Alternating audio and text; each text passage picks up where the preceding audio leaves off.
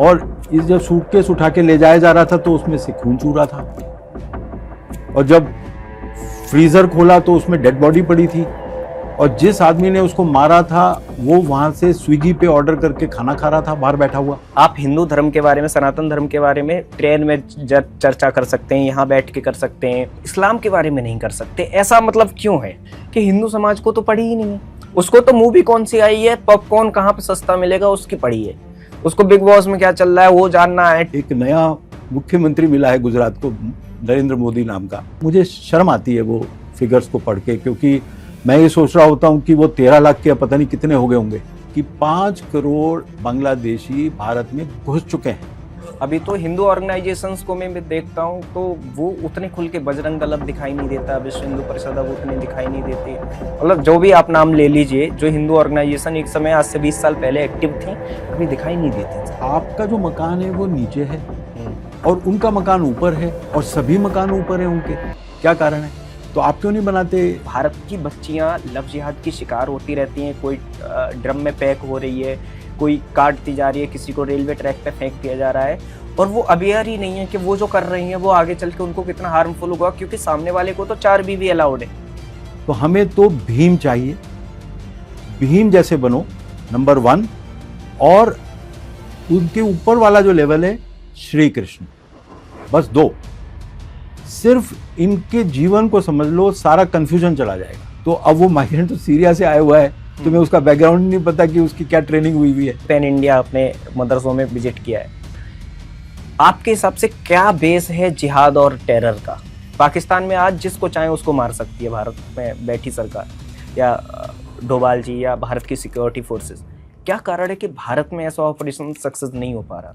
तो जिन्ना बोलता है कि देखिए आपने हमको वेस्ट साइड पर दे दिया पाकिस्तान, ईस्ट साइड पर दे दिया ईस्ट पाकिस्तान, वेस्ट पाकिस्तान और ईस्ट पाकिस्तान, तो हम यहाँ से वहाँ जाएंगे कैसे?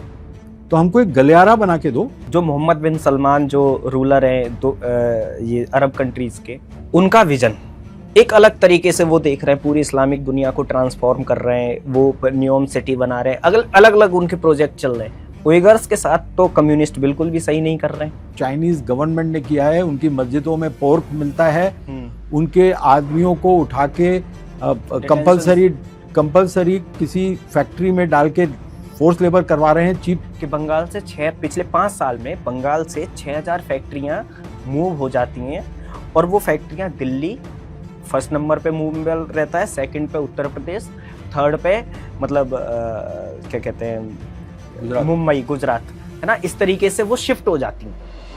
तो क्या टेरर की वजह से ऐसा होता है, या गवर्नमेंट उनको सिक्योरिटी नहीं दे पा रही? यार हिंदू समाज को तोड़ने के लिए ये कम्युनिस्टों ने जो ये ऑपरेशंस किए थे, तो इससे हमारा जो एक बहुत बड़ा हिंदू समाज का जो सबसे स्ट्रॉन्ग अंग है, यादव हैं, गुजर हैं, जाट हैं, राजपूत हैं, ये सारे के सारे जो लड़ने के योग्य लोग हैं, क्षत्रिय लोग हैं, जो उन सब के साथ ये आइडियोलॉजीज ने खिलवाड़ किया है। नया जख्म सीरीज में नमस्कार दोस्तों, मेरा नाम है शिवम, एक बार फिर से आपका स्वागत है। और आज मेरे साथ हैं जाने पहचाने नाम, मतलब मयंक सर को मैं जितने सालों से जानता हूं, उन्होंने इतना सारा काम किया है, मैं एक्सप्लेन भी नहीं कर सकता। धीमे धीमे आप ये वीडियो देखेंगे तो आपको खुद समझ आएगा। मयंक जैन जी ने लगभग 56 के करीब फिल्में बनाई हैं, और उनकी जर्नी किस तरीके से शुरू हुई, और इस समय एक बहुत ही रिसर्च मूवी उन्होंने बनाई जिसका नाम था क्रिम्सन क्रिसेंट। और उस मूवी में उन्होंने जो जियोपॉलिटिक्स और नेशनल सिक्योरिटी से लेके इस्लाम की एक पूरी तरीके से कलई खोल के रख दी है। और आप ऐसे समझिए कि एक बंदा जब रिसर्च करता है तो वो सिर्फ रिसर्च में किसी को ब्लेम नहीं करता है, वो उसको ये भी दिखाता है कि इसका सॉल्यूशन क्या है, इस पे आप किस तरीके से काम करेंगे तो आपकी चीजें और बेटर होंगी, और हम भी सुखी रहेंगे, आप भी सुखी रहेंगे। और किस तरीके से उन्होंने अपनी जर्नी को वहां से लेके यहाँ तक पहुंचाया, इस्लाम के ऊपर पूरी डेप्थ रिसर्च की, उसके बारे में बताया। नोगो एरियाज में गए जहाँ पे आपको जाना अलाउड नहीं होता है। बहुत सारे डेमोग्राफिक बदलाव जो हुए वो किस तरीके से हुए, बहुत सारे वीडियोज रील्स सर की वायरल हुई हैं। सर बहुत बहुत स्वागत है आपका। नमस्कार सर, शुरुआत हम यहीं से करना चाहेंगे कि आपकी जर्नी कैसे शुरू हुई थी। मतलब मेरे जैसे युवा के साथ आप बैठे हैं, मेरा बड़ा सौभाग्य है, और कितने सारे ऐसे लोग हैं जो आपसे सीखना चाहते हैं, बच्चे सीखना चाहते हैं, जो डॉक्यूमेंट्री फिल्म्स बनाना चाहते हैं, बिहार इलेक्शन है उस पे बनाना चाहते हैं, कितनी सारी अभी अपॉर्चुनिटीज हैं। तो सर उनके लिए कैसे आपकी जर्नी शुरू हुई और कैसे कर सकते हैं? जर्नी तो मेरी शुरू हुई लेटर्स टू एडिटर लिखता था जब मैं स्कूल में था। अगर कुछ भी ऐसा लगता था कि गड़बड़ हो रहा है, कोई भी चीज़ गड़बड़ हो रही है, कहीं करप्शन लग रहा है या कोई सेफ्टी को लेकर कोई केयरलेसनेस हो रही है गवर्नमेंट के द्वारा, कोई तार गिरे पड़े हैं और मीडिया में भी मुझे लग रहा है कि कमी है कवरेज में, तो मैं सीधा 3-4 अखबारों में लेटर टू एडिटर, उस ज़माने में टाइपराइटर मैनुअल होते थे, तो वो मैनुअल टाइपराइटर डैडी का लेकर उस पर मैं बनाता था और उससे मैं टाइपिंग सीखा और टाइपिंग करता रहा और बड़ा ही बहुत सारा टाइम लगाता था, मैं इन्वेस्ट करता था अपने स्कूल में से बचा के और एडिटर को देने जाता था मैं, वह टाइम्स ऑफ इंडिया के ऑफिस में जाके दे के आता था और कई बार मिलता भी था एडिटर से जाकर। तो बल्कि मैंने एक बार उनसे कहा कि आपको ज़्यादा इंटेलेक्चुअल डिबेट्स को रखना चाहिए, तो बोले कि आप क्या सोचते हैं कि टाइम्स ऑफ इंडिया में इंटेलेक्चुअल डिबेट नहीं हो रही है? तो वो बहुत सीनियर एडिटर हैं आज भी। तो इस तरह की एक जर्नी लेटर टू एडिटर से शुरू हुई, फिर धीरे धीरे लिखना शुरू किया। फिर उसके बाद मुझे एक मौका मिला फिल्म बनाने का, किसी के लिए बना रहा था मैं वो फिल्म, तो उसमें हमको इन्वेस्टिगेशन करना था। नकली डॉक्टर्स की वजह से बहुत सारे लोग मर जाते हैं, क्वैक्स कहते हैं जिनको, है ना, झोला छाप तो हमने झोला छाप डॉक्टरों के पास गए, उनसे बेसिक सवाल पूछे, एंटीबायोटिक क्या होती है, कोल्ड क्या होता है, कोल्ड में कौन सी दवाई देनी चाहिए, इन्फेक्शन, उस सब चीज़ों की बेसिक चीज़ें पूछी उनसे और एक्सपोज कर दिया कि उनको कुछ भी नहीं पता था। एंटीबायोटिक क्या होती है ये भी नहीं पता था, वायरल क्या होता है ये भी नहीं पता था, बैक्टीरिया क्या होता है वो भी नहीं पता था। तो उससे फिर वो रिपोर्ट्स हमने जाकर पुलिस स्टेशन में भी दी और उस पर कार्रवाई। तो हम लोग एंड तक जाते थे कि नॉट ओनली आपने फिल्म बनाई, छोड़ देना है, हाँ, तो उसको छोड़ना नहीं है, फिर उस पर एक्शन होने की कोशिश करते थे जितना हमसे हो पाता था उस वक्त। और फिर उसके बाद हमने हेल्थ पर भी बहुत काम किया। कुछ ऐसा रहा हमारा कि जिन चीज़ों से मौत हो सकती है उन चीज़ों से बचाने के लिए सोसाइटी को हम काम करने लग गए। जैसे टोबैको के खिलाफ कैंपेन की, डेथ वारंट नाम की एक सीरीज बनाई, 10 फिल्में थी उसमें। Tobacco, alcohol, spurious medicines, food adulteration, electrical safety नहीं है, मालूम नहीं है कि अर्थिंग प्रॉपर नहीं होती घरों में, सही बात है ना, वेरी पुअर अर्थिंग, तो उसकी वजह से करंट लग सकता है। तो हम लोगों ने वो सब एक्सपोज किया कि किस तरह की पुअर सेफ्टी मेथड्स हैं, किस तरह का स्मोकिंग से क्या क्या हो सकता है, पैसिव स्मोकिंग से क्या होता है। एक मेरे को नौकरी छोड़नी पड़ी, कॉर्पोरेट सेक्टर में था मैं, क्योंकि जो मेरा बॉस था वो स्मोक करता था और वो एक्सपेक्ट करता था कि मैं उसके साथ बैठूं उस कमरे में, तो मैं खोल देता था सारी खिड़कियां, किसी और की हिम्मत नहीं थी, वो प्रेसिडेंट थे ऑफिस के। लेकिन मुझे लगता था कि नौकरी से ज़्यादा ज़रूरी मेरे लंग्स हैं, क्योंकि नौकरी तो दूसरी मिल जाएगी, मेरे लंग्स का क्या होगा। परफेक्ट। क्योंकि मैं पढ़ता था तो मुझे पता था कि इससे जो सेकंड हैंड स्मोक है उससे बहुत सारी डिजीजेज हो सकती हैं, तो मैं उसके दरवाजे खोल देता था। तो फिर वो उसने कहा बेटा बताता हूँ तेरे को, तो चंडीगढ़ हम जाते थे कई बार कार में, तो वो लगातार स्मोक करता था कार के अंदर और मेरे साथ, तो मैं सारे दरवाजे खोल दे, वो जो खिड़की मेरी तरफ वाली खिड़की खोलता था, फिर ड्राइवर को जोर से आवाज़ में बोलता था कि आप अपनी खिड़की खोलिए, आपको पैसिव स्मोकिंग से कैंसर हो जाएगा, आप खोलिए इसको। तो वो इरिटेट हुआ, तो फाइनली मुझे वहाँ से निकलना पड़ा। लेकिन मैंने वो प्रिंसिपल्स को नहीं छोड़ा अपना, जो भी छोटी बात हो बड़ी बात हो, लेकिन जो बात ठीक है तो वो उसकी जिद मैं करता रहा हमेशा। तो फिर मौके मिलते रहे आगे बढ़ने के। किस सन के आसपास की बात है सर ये, जब आपने शुरू किया था ये जब हमने शुरू किया था फिल्म बनाना, ये बात है 1999 के बाद की बात है, 1999 के बाद की बात है। तो ये समझ लीजिए 2000 में हमने फिल्म बनानी शुरू की थी। आर्टिकल्स तो मैं लिख रहा हूँ 1983 से, आर्टिकल्स और ऑर्गेनाइजर में मेरे बहुत सारे आर्टिकल्स हैं। अच्छा। अब आप विश्वास नहीं करेंगे, 1996 में मैंने शुगर डॉलर्स पर एक आर्टिकल लिखा है कि जो शुगर केन से एथेनॉल बनाया जा सकता है गाड़ियों में डालने के लिए, वो ऑर्गेनाइजर में छपा हुआ मेरे पास आर्टिकल है। और अनटचेबिलिटी इज एन अनहिंदू आइडिया, ये मैंने लिखा था 1998 में ऑर्गेनाइजर में। अक्सर मैं ऑर्गेनाइजर में ही लिखता था, क्योंकि केवल ऑर्गेनाइजर ही मेरी बातों को पब्लिश कर सकता था। हाँ, ये भी होता है। अब थोड़ा सा चेंज हो गया है ऑर्गेनाइजर। अब मुझे पता नहीं कि वो इस तरह के आर्टिकल्स लेते हैं कि नहीं, या किस टाइप के वो काम कर रहे हैं, मुझे ज़्यादा ज्ञान नहीं है इस वक्त। लेकिन उस समय हम जो लिखते थे वो, मुझे याद है एक आरसी बटूरा जी नाम के एडिटर थे, बहुत सीनियर एडिटर, और वो इतना प्रोत्साहन देते थे जब भी मैं कुछ लिखता था। तो बहुत बढ़िया, एक वीपी भाटिया जी थे उनसे पहले, उनके टाइम पर भी जो भी मैं भेजता था बहुत, एक जब केएफसी आया तो मैंने एक आर्टिकल लिखा, उसका नाम था किल एंड फ्राई कल्चर, अच्छा। केएफसी का, और उसमें मैंने एक्सपोज किया कि किस तरह से चिकन को मारते हैं और खाते हैं और हम लोग को कितना नुकसान करता है।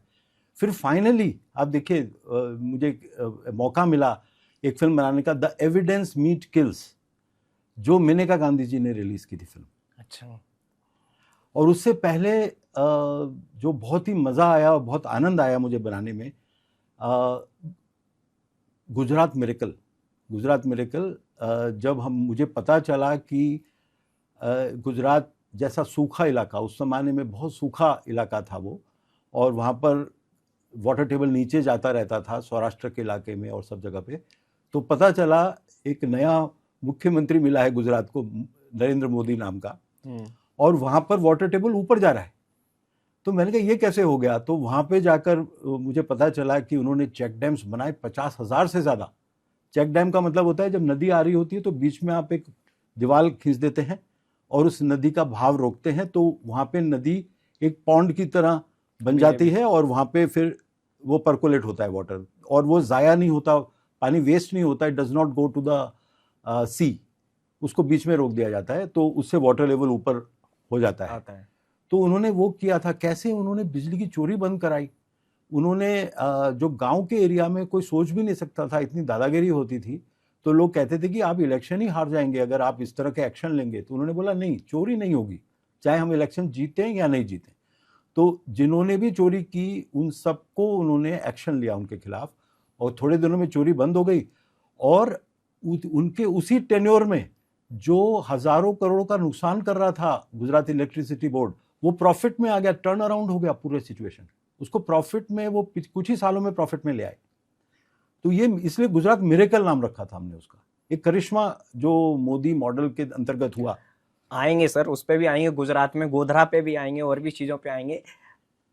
अभी जो आपकी फिल्म है क्रिम्सन क्रिसेंट, सर इसके बिहाइंड क्या थॉट था? और क्योंकि ये लास्ट क्वार्टर नाम है इसका, इसके अभी 2 पार्ट और आएंगे, तो इसके पीछे क्या थॉट था और इस नाम के पीछे क्या वजह थी? देखिए, एक तो हमने जो 20 साल पहले फिल्म बनाई थी, Bangla crescent, ISI, मदरसाज and infiltration, तो वो फिल्म KPS गिल साहब ने रिलीज की थी, प्रकाश सिंह जी ने रिलीज की थी, जो फॉर्मर DGP थे BSF के, और late mister RK Ohri, IAS officer, बहुत ही सीनियर एक्सपर्ट सिक्योरिटी के। तो इन 3 लोगों ने इसको प्रेस क्लब में रिलीज किया था उस वक्त 2005 में। तो अब मुझे ऐसा लगा कि हमें लोगों को बताना पड़ेगा कि उस फिल्म में जो भी हमने बताया उससे इंफॉर्मेशन तो पहुंची, लेकिन सरकारी तौर पर कोई एक्शन नहीं हुआ। बांग्लादेशी घुसपैठिए की फिगर भी हमको अभी भी पता नहीं है। बिल्कुल उस फिल्म में गवर्नमेंट क्लेम करती है कि 4 करोड़ के करीब हैं, बट एक्चुअल नंबर मुझे लगता है ज्यादा होगा। देखिए, आपकी फिल्म में भी बताया गया है जैसा। जो हमने, अरुण शौरी ने जो एक आर्टिकल लिखा था इंडियन एक्सप्रेस में, उनको कोई डाटा मिल गया था गवर्नमेंट का, task force on border management का, तो उन्होंने लिखा था एक आर्टिकल, तो उसमें 2 करोड़ बताया था उन्होंने। हाँ। तो हमने उस फिगर को पकड़ लिया था, क्योंकि उन्होंने कोट करके बताया था। अटल जी ने ये सब टास्क फोर्सेस बनाई थी after Kargil war, task force on border management था, और भी कई टास्क फोर्सेस थी, करगिल वॉर के बाद उन्होंने बनाई थी। तो उनकी रिपोर्ट्स पब्लिश नहीं हुई हैं अभी तक। तो वो अरुण शौरी ने लिखा था उसके बारे में।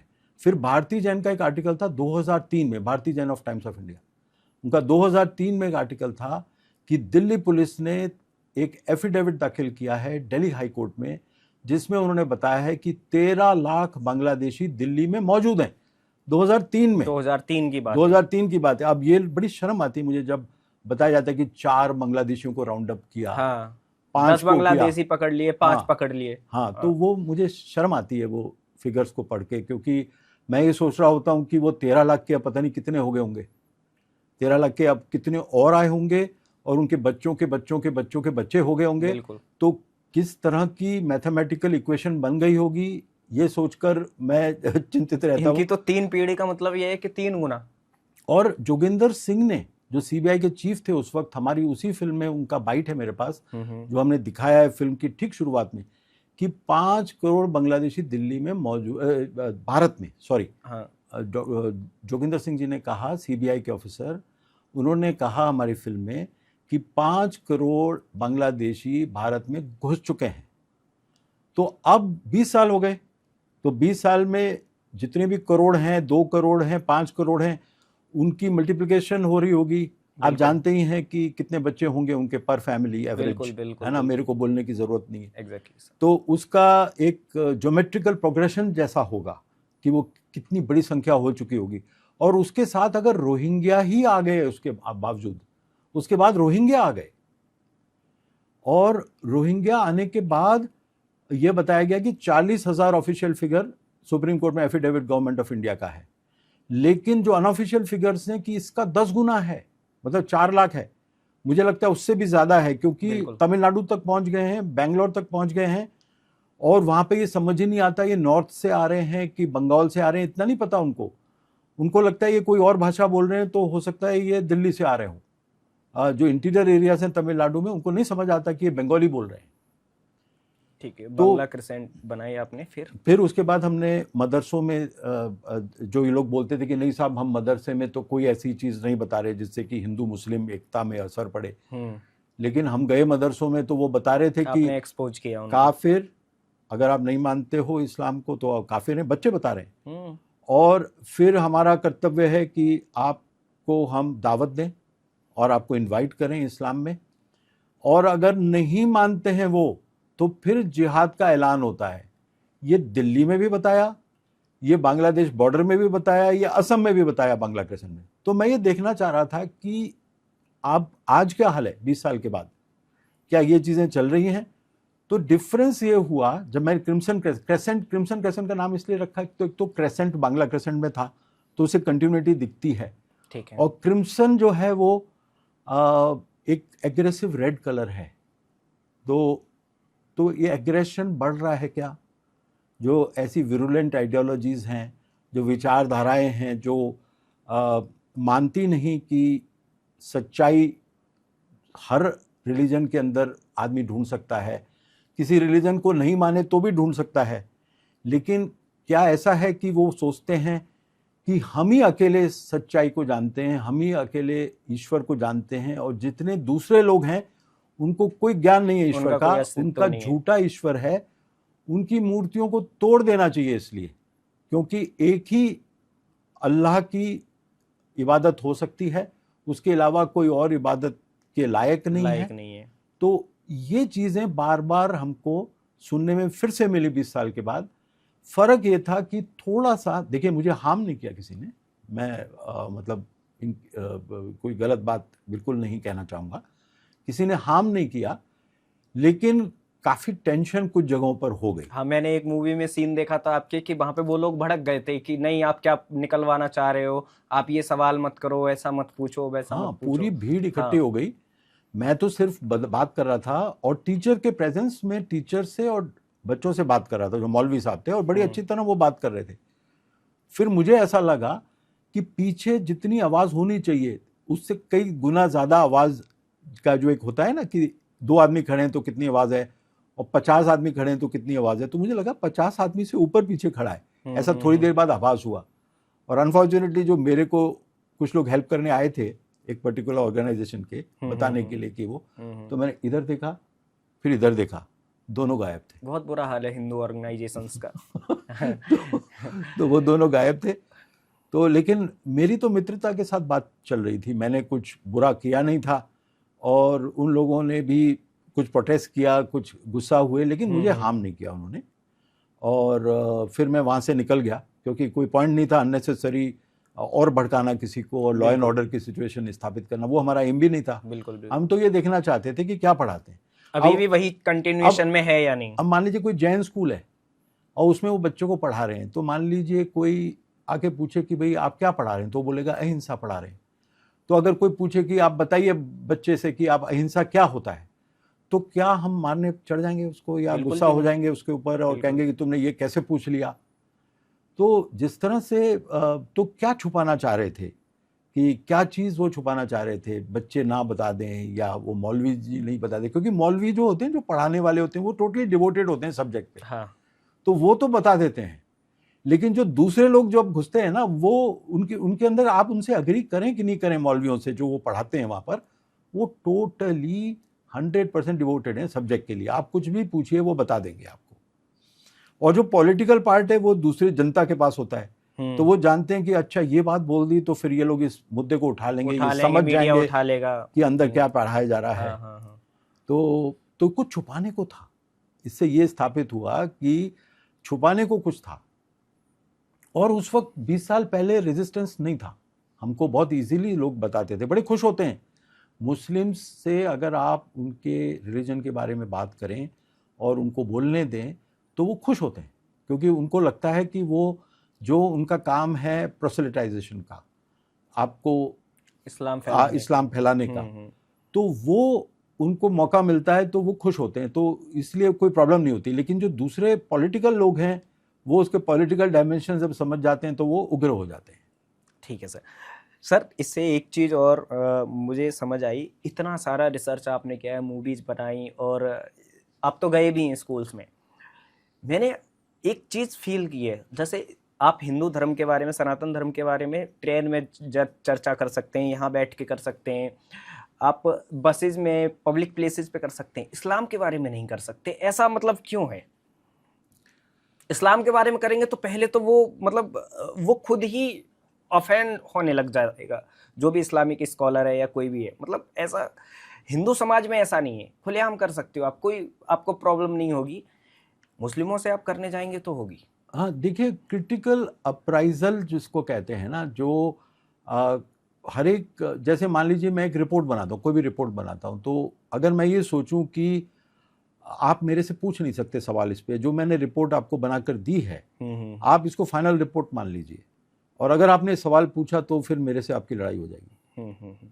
और एक रिपोर्ट ऐसी है कि मैंने आपको सबमिट करी, आपने उसके बारे में कुछ क्वेश्चंस पूछे, मैंने उसके आंसर दिए, और अगर मुझे लगा कि इसमें कोई कमी रह गई है तो मैं उसको फर्दर इंप्रूव कर दूं।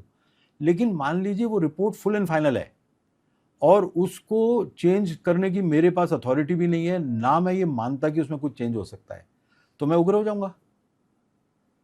तो ये है कि वो लोग उसको फाइनल वर्ड मानते हैं और कोई डिस्कशन पॉसिबल नहीं है इस्लाम के अंदर, और कोई रेक्टिफिकेशन पॉसिबल नहीं है, कोई अमेंडमेंट पॉसिबल नहीं है, इसलिए डिस्कशन की ज़रूरत ही नहीं है, करना ही नहीं चाहते। हाँ, इसलिए डिसीजन की ज़रूरत ही नहीं है। लेकिन ये चीज़ जो है वो हिस्ट्री में हमने देखा है कि ये चीज़ चल नहीं पाती, कि जितनी भी हमने अपने कमीशन में ये चीज़ दिखाई है कि जितनी भी ऐसी आइडियोलॉजीज़ हैं जो अग्रेसिव आइडियोलॉजीज़ हैं और जो डिस्कशन नहीं चाहती अपने आइडियोलॉजी पर या अपने मज़हब पर, तो वो फाइनली उनके अंदर बहुत भारी चेंजेस उनको लाने पड़े, या वो पूरी तरह से नष्ट हो गए। जैसे नाजिज्म बिल्कुल नष्ट हो गया और कम्युनिज्म भी एक्सपोज हो गया पूरी तरीके से।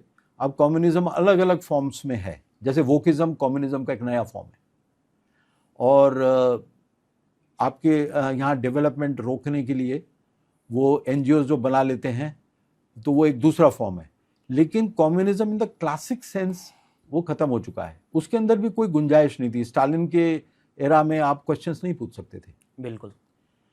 तो ये जो भी ऐसी आइडियोलॉजीज होती हैं जो क्लोज सिस्टम्स हैं, जिसके अंदर कोई अमेंडमेंट की गुंजाइश नहीं है, वो अग्रेसिव हो जाते हैं इस डर से कि आप कोई सवाल पूछेंगे जिसका वो जवाब देना नहीं चाहेंगे, तो इसलिए पहले ही डिस्कशन को वो रोक देते हैं। एक चीज़ और भी देखी जा रही है, पहले हमने देखा था कि पहले हिंदुओं के खिलाफ कोई कुछ भी करता रहता था, मतलब इस देश में फिल्मों से लेके हर चीज़ बनाई गई हिंदुओं पे। हिंदू यूथ जो है लिखता भी नहीं था, अगर आप लिख भी देते थे तो बहुत सारी प्रॉब्लम्स होती थी। तो क्या ये जो मोदी योगी गवर्नमेंट आई है, इसके बाद के हिंदू समाज थोड़ा जागरूक हुआ है या ऐसे कहीं इंटॉलरेंट हुआ है? हालांकि टॉलरेंस के लिए आज से 5 साल पहले एक बहुत बड़ा बखेड़ा खड़ा किया गया था, लेकिन क्या हिंदू समाज अब ऐसी स्थिति में कि अब सहने के मूड में नहीं है? हाँ, हिंदू समाज में एक स्टर है, एक अंदर से कि भी हम उनको डर लग रहा है कि एक तो डेमोग्राफिकली वो वीक पड़ रहे हैं। जो लोकल उनकी पॉपुलेशन है, जो यहाँ पर जो मुस्लिम समाज की पॉपुलेशन है वो बहुत तेज़ी से बढ़ रही है। हाँ। और डेटा लगातार आ रहा है और पता चल रहा है, डॉक्टर जो हैं आपके जिन्होंने डेमोग्राफी पे काम किया है, डॉक्टर जेके बजाज। तो डॉक्टर जेके बजाज की जो पुस्तक है जिसमें उन्होंने डेमोग्राफिक चेंजेस के बारे में लगातार वो अपडेट्स भी देते रहते हैं, तो इन सब चीज़ों से जो पता चलता है कि ग्रोथ बहुत तेज़ी से हो रही है और डेटा आता है, तो एक टेंशन तो है हिंदू समाज के मन में, लेकिन कोई सल्यूशन तो है नहीं। बिल्कुल भी नहीं, सिर्फ बातें होती हैं और सोशल मीडिया पे अवेयरनेस बढ़ती है, वो भी अच्छी चीज़ है, वो भी अच्छी चीज़ है। लेकिन जिस समाज में, जैसे मान लीजिए कोई अटैक होता है, अब जैसे पिछले साल इसी टाइम पर 17 जगह हमले हुए थे गणेश चतुर्थी के प्रोसेशंस पर, 17 जगह पर एक साथ। तो अगर जिन्होंने अटैक किया, अगर उनको पता होता कि कोई रिटेलिएशन होगा तो वो अटैक नहीं करते। अब बाय एंड लार्ज सबको ये पता है कि हिंदू समाज की तरफ से कोई रिटेलिएशन होगा ही नहीं। जो आखिरी रिटेलिएशन था वो पोस्ट गोधरा राइट्स में था। तो उनका जो हाल हुआ, जो लोगों ने वहाँ पर लड़ाई लड़ी, बहुत बड़ा अटैक हुआ था ट्रेन के ऊपर, बहुत सारे लोग जिंदा जला दिए गए थे। तो उसकी वजह से बहुत परेशान होकर वहाँ का हिंदू समाज खड़ा हुआ था और वो चाहता था ये दोबारा नहीं हो इस तरह की चीज़। लेकिन उसके बाद जो तीस्ता सेटलवाड है, हाँ, प्रोपेगेंडा, ये जावेद अख्तर है, ये जो जितने ये जो सेकुलरिस्ट टाइप के लोग हैं, इन्होंने नैरेटिव बनाया पूरा ये दिखाने की कोशिश की कि हिंदूज जैसे कोई मर्डरर्स हैं, राइट। और वो अपनी सेल्फ डिफेंस में खड़े हो रहे थे। और उसके बाद जो हिंदू ऑर्गेनाइजेशंस हैं, जो लोग जेल में पड़े रहे, कुछ लोगों ने तो उनको खाना वाना कुछ दिन तक पहुंचाया उनके घर पे, लेकिन बाय एंड लार्ज जो जेल में वो पड़े रहे लोग, तो उनका कुछ किया नहीं। तो उसकी वजह से अब कौन खड़ा होगा आपके लिए? सही बात है। अभी तो हिंदू ऑर्गेनाइजेशंस को मैं देखता हूँ तो वो उतने खुल के, बजरंग दल अब दिखाई नहीं देता, विश्व हिंदू परिषद अब उतनी दिखाई नहीं देती। मतलब जो भी आप नाम ले लीजिए, जो हिंदू ऑर्गेनाइजेशन एक समय आज से 20 साल पहले एक्टिव थी, अभी दिखाई नहीं देती सर। हाँ बिल्कुल। उसका रीजन क्या है? उसका रीजन ये है कि फ्री थिंकिंग के लिए आइडियोलॉजी जो होनी चाहिए, जैसे अशोक जी के टाइम पे था, अशोक सिंघल जी के टाइम पे, उस तरह की फ्रीडम ही नहीं है इनके पास कि ये खुद के डिसीजंस ले सकें, खुद की तरह से मूवमेंट को आगे बढ़ा सकें। और अशोक जी का ऐसा था, अशोक जी सिंघल जी का, कि उन्होंने जैसे गंगा जल को हर घर में भेजा सबसे पहले, तो उन्होंने हर हिंदू को जोड़ लिया। फिर उन्होंने बोला कि हर हिंदू रामशिला पूजन करेगा, तो अपने अपने एरिया में, अपने अपने घरों में लोगों ने एक एक ब्रिक जो रामशिला की थी उसको ले जाके पूजित किया। पूजित करने के बाद वो पुलिस वाले आते थे, कांग्रेस का टाइम था उस वक्त, तो पुलिस वाले आते थे, कहते थे कि यहाँ से पूजा नहीं होगी, तो वो बोलते थे खबरदार जूते उतारो, ये पूजा की जगह है, यहाँ पूजा हो रही है। पुलिस वालों के जूते उतरवा देते थे कांग्रेस के राज में। तो वो जो जोश था कार्यकर्ताओं का, वो अशोक सिंघल जी की वजह से था, जो विश्व हिंदू परिषद की वजह से था। ना तो अशोक सिंघल जी के लेवल का कोई आदमी है इनके पास, एक भी आदमी इस लायक ही नहीं है कि उनका नाम भी ले सके। बिल्कुल, अशोक जी सिंघल जैसा कोई नहीं है इनके पास। और जो भी कोई थोड़े बहुत अच्छे लोग हैं, उन सबको साइडलाइन कर दिया। मैं नहीं था विश्व हिंदू परिषद में, इसलिए मैं अपनी कोई क्योंकि डीप रिसर्च की है, मैं बस इसलिए नहीं, क्योंकि सर कई लोग सोचते हैं कि मैं बहुत पर्सनल होके बोल रहा हूँ। नहीं, मैं इस वे ऑफ थिंकिंग से पूछ रहा हूँ, क्योंकि अभी जो समाज में घट रहा है, हम सारे लोग देख रहे हैं, मैं भी मीडिया से हूँ ना, जितने सारे लोग जानते हैं, तो हम वो देख रहे हैं ना बदलाव। लोग सिर्फ सोशल मीडिया तक सीमित रह गए, ट्विटर पर ट्रेंड चला दिया और मिल गया न्याय। कन्वीनियंट है ना, हाँ, घर के हाँ, उसमें बैठ के आप हाँ, कर रहे सामने हो। वाला समाज बॉर्डर पे लड़ रहा है, चाहे आप नेपाल बॉर्डर देख लीजिए, पाकिस्तान बॉर्डर। मेरे एक मित्र हैं, अनिल शर्मा नाम है, जम्मू कश्मीर में अध्यापक हैं और विश्व हिंदू परिषद से जुड़े हुए रहे। उन्होंने बताया है कि बहुत छोटे छोटे एरिया में विधायकी का टिकट वगैरह कश्मीर में बांट दिया, बहुत छोटे छोटे एरिया में। अगर आपके यहाँ 10 लाख की पॉपुलेशन पे एक विधायक बनता है, तो हमारे यहाँ 2 लाख की पॉपुलेशन पे बनता है। और वो सीटें बढ़ाने के लिए कश्मीर में ऐसा किया गया। और रोहिंग्या हो, चाहे बांग्लादेशी मुस्लिम हो, चाहे पाकिस्तानी हो, बड़े लार्ज नंबर पे उनके आधार कार्ड बनाए गए और उनके वोटर आईडी कार्ड बनाए गए और उनको वहां पे बसाया गया। दे वोटेड फॉर इंडियन डेमोक्रेसी। तो ये जो डेमोग्राफिक बदलाव हो रहा है, और ये सिर्फ इंडिया में नहीं हो रहा सर, बहुत सारी यूरोपियन कंट्रीज हैं जो पहले वेलकम रिफ्यूजी लेके खड़ी रहती थी, और अभी तो ब्रिटेन एकदम से फॉल हो रहा है। तो ये जो डेमोग्राफिक बदलाव हो रहा है, हम सब देख रहे हैं इसको और लगातार देख रहे हैं। जहाँ भी ऐसी सिचुएशन होती है कि 2 जिलों का बॉर्डर है, 2 देशों का बॉर्डर है, वहाँ पे इनकी पॉपुलेशन बढ़ती जाती है और एरिया ऑक्युपाइड करते चले जाते हैं। और आपका एक स्टेटमेंट भी देखा था कि जो इनके घर वगैरह होते हैं वो हिंदू घरों से ऊंचे होते हैं, तो पत्थरबाजी में भी सहूलियत रहती है। तो उसके बारे में सर। हाँ, नो गो जोन्स जो है ना, जहाँ पर बहुत बड़ी पॉपुलेशन, जैसे वो सुंदर नगरी थी वहाँ पर, सुंदर नगरी में आपने रिसर्च किया, आप गए थे। हम गए थे। ऐसे मैंने कई सारी शूटिंग्स ऑलरेडी कर ली हैं और मैं गया हूँ ऐसे इलाकों में। गुजरात में ऐसे इलाके थे। अच्छा। क्योंकि गुजरात का आप देखिए ना, 1980-85 से मेरे पास डाटा है, जब कांग्रेस का रूल था, तब से मैं लगातार वहाँ के ज़िलों का और वहाँ के अहमदाबाद शहर के अंदर किस तरह से पॉपुलेशन का चेंज हुआ, उस पर आर्टिकल्स लिख रहा हूँ, ऑर्गेनाइजर में छपते रहे।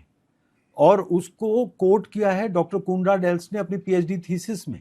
ऑलराइट। है ना, तो वो सब कोटेड है, वो सारा एंडोस्ड वो है। तो जहाँ हिंदू, कालूपुर विधानसभा क्षेत्र है वहाँ पे अहमदाबाद में, तो वहाँ पर हिंदूज जो थे वो 70% थे, आज से समझ लीजिए कि 50 साल पहले। और आज जो है वहाँ पर हार्डली 15 to 20% हिंदू बचा है। तो सब भाग गए वहाँ से, और वहाँ थोड़े बहुत बचे हैं, और ज़्यादातर जो बच गए हैं लोग, वो बेचारे दलित समाज के लोग हैं जो लोहा ले रहे हैं वहाँ पर खड़े हैं। उनकी क्या हालत होती है।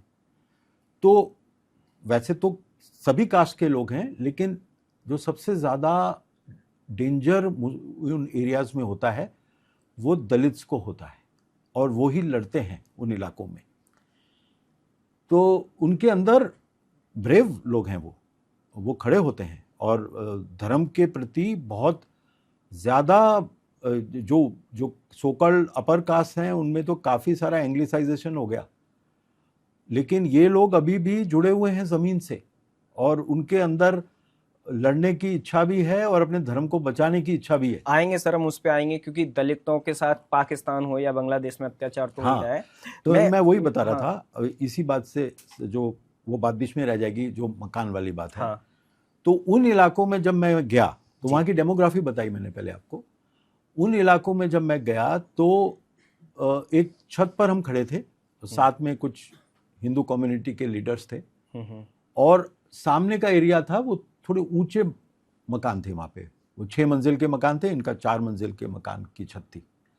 तो मैंने ये बता रहे थे कि ये मस्जिद है, देखिए ये मस्जिद है, ये सारा इलाका मुस्लिम्स का है, और इस मस्जिद से अजान होती है, फिर यहाँ से अजान होती है, फिर यहाँ से अजान होती है, तो एक के बाद एक अजान होती है थोड़ी थोड़ी देर में, और हम लोग बहुत परेशान हैं। तो मैंने कहा कि ये बताइए कि आपका जो मकान है वो नीचे है और उनका मकान ऊपर है, और सभी मकान ऊपर हैं उनके, क्या कारण है? तो आप क्यों नहीं बनाते? एक भी मकान आपके एरिया में नहीं है इस हाइट का। तो उन्होंने बताया कि अगर हम बनाएंगे तो म्युनिसिपल कॉर्पोरेशन वाले आएंगे और हमारा घर जो भी एक्स्ट्रा बना है वो तोड़ देंगे और फाइन भी कर देंगे। तो मैं कहा उनको, बोले वहाँ जाने की हिम्मत ही नहीं है। नो गो एरिया का मतलब क्या होता है? घुस ही नहीं पाते। हाँ, वहाँ जा नहीं सकते। तो आप ये सोच लीजिए। फिर मैंने बाद में सोचा कि एक फ्लोर जो एक्स्ट्रा बनता है तो कितने करोड़ रुपए का होता है शहर के अंदर जो प्रॉपर्टी के रेट्स हैं। बिल्कुल।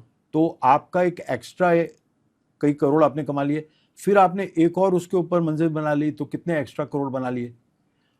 तो बिना करप्शन के क्या ये हो सकता है? बिल्कुल। क्या वहाँ के अधिकारी, जो सरकारी अधिकारी हैं, वो इतने ईमानदार हैं कि वो चुपचाप घर में बैठे हैं और होने दे रहे हैं, या उन्हें कुछ मिल रहा है? और थ्रेट भी है नेशनल सिक्योरिटी थ्रेट भी है, उनको कुछ मिल भी रहा है, तो करप्शन भी है इसमें। और इसका जो डायरेक्ट रिजल्ट है वो राइट्स में देखने को मिलता है। जैसे दिल्ली में देखने को मिला कि जो ऊंचे मकान थे वहां से पथराव होता है, तो पुलिस के लिए भी एक बहुत बड़ी मुश्किल पैदा हो जाती है। ताहिर हुसैन के घर की इमेज मुझे अभी विजुअलाइज हो रही है कि ताहिर हुसैन का घर काफी ऊंचा था और उसने बाकायदा गुलेल इंस्टॉल कराए हुए थे सीमेंट में वॉल पे, और वहां से हिंदू घरों पे पेट्रोल बम्स दागे गए थे। हाँ। जो आसपास नीचे थे, गाड़ियां जली थी। वहां का भी मैंने किया है, जो दिल्ली के जो ऐसे इलाके हैं उनमें भी जाकर मैंने किया है, तो वो सब नेक्स्ट पार्ट्स में आएगा वो सब। और वो सिर्फ हमने कुछ बताया नहीं है, जो वहां के लोग बता रहे हैं उसे पेश करेंगे, हमारी कोई टिप्पणी है ही नहीं उसमें। बिल्कुल।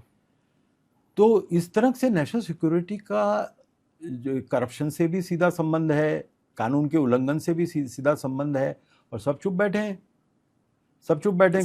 सेम ये इसी तरीके का सर भारत के बॉर्डर एरिया पे हो रहा है, चाहे वो असम वाला बांग्लादेश की तरफ से हो, पाकिस्तान की तरफ से हो, नेपाल की तरफ से हो, और ये सेम सारे बॉर्डर एरिया में लगातार जारी है। तो वहाँ भी सिर्फ अधिकारियों की वजह से है या फिर हम लोगों को भी, मतलब हिंदू समाज उसमें किस तरीके से इन्वॉल्व हो? देखिए, मेरे पास एक इंटरव्यू पड़ा है अभी भी, मैं उसको अगले उसमें पेश करूंगा। और ये इंटरव्यू मैंने 1 दशक पहले लिया है विभूति भूषण नंदी जी का, जो कि RNDW और जो कैबिनेट सेक्रेटरीट के चीफ हुआ करते थे, तो उनका मैंने इंटरव्यू कलकत्ता में लिया था। उन्होंने बताया था कि किस तरह से स्लॉटर होता है बांग्लादेश के अंदर। जो काउज यहाँ से जाती हैं, वो बहुत बड़ा बिजनेस है। काउ जाती है, काउ के ऊपर कितने टका वो लोग टैक्स लेते हैं, और वो गवर्नमेंट ऑफ बांग्लादेश की उससे इनकम होती है।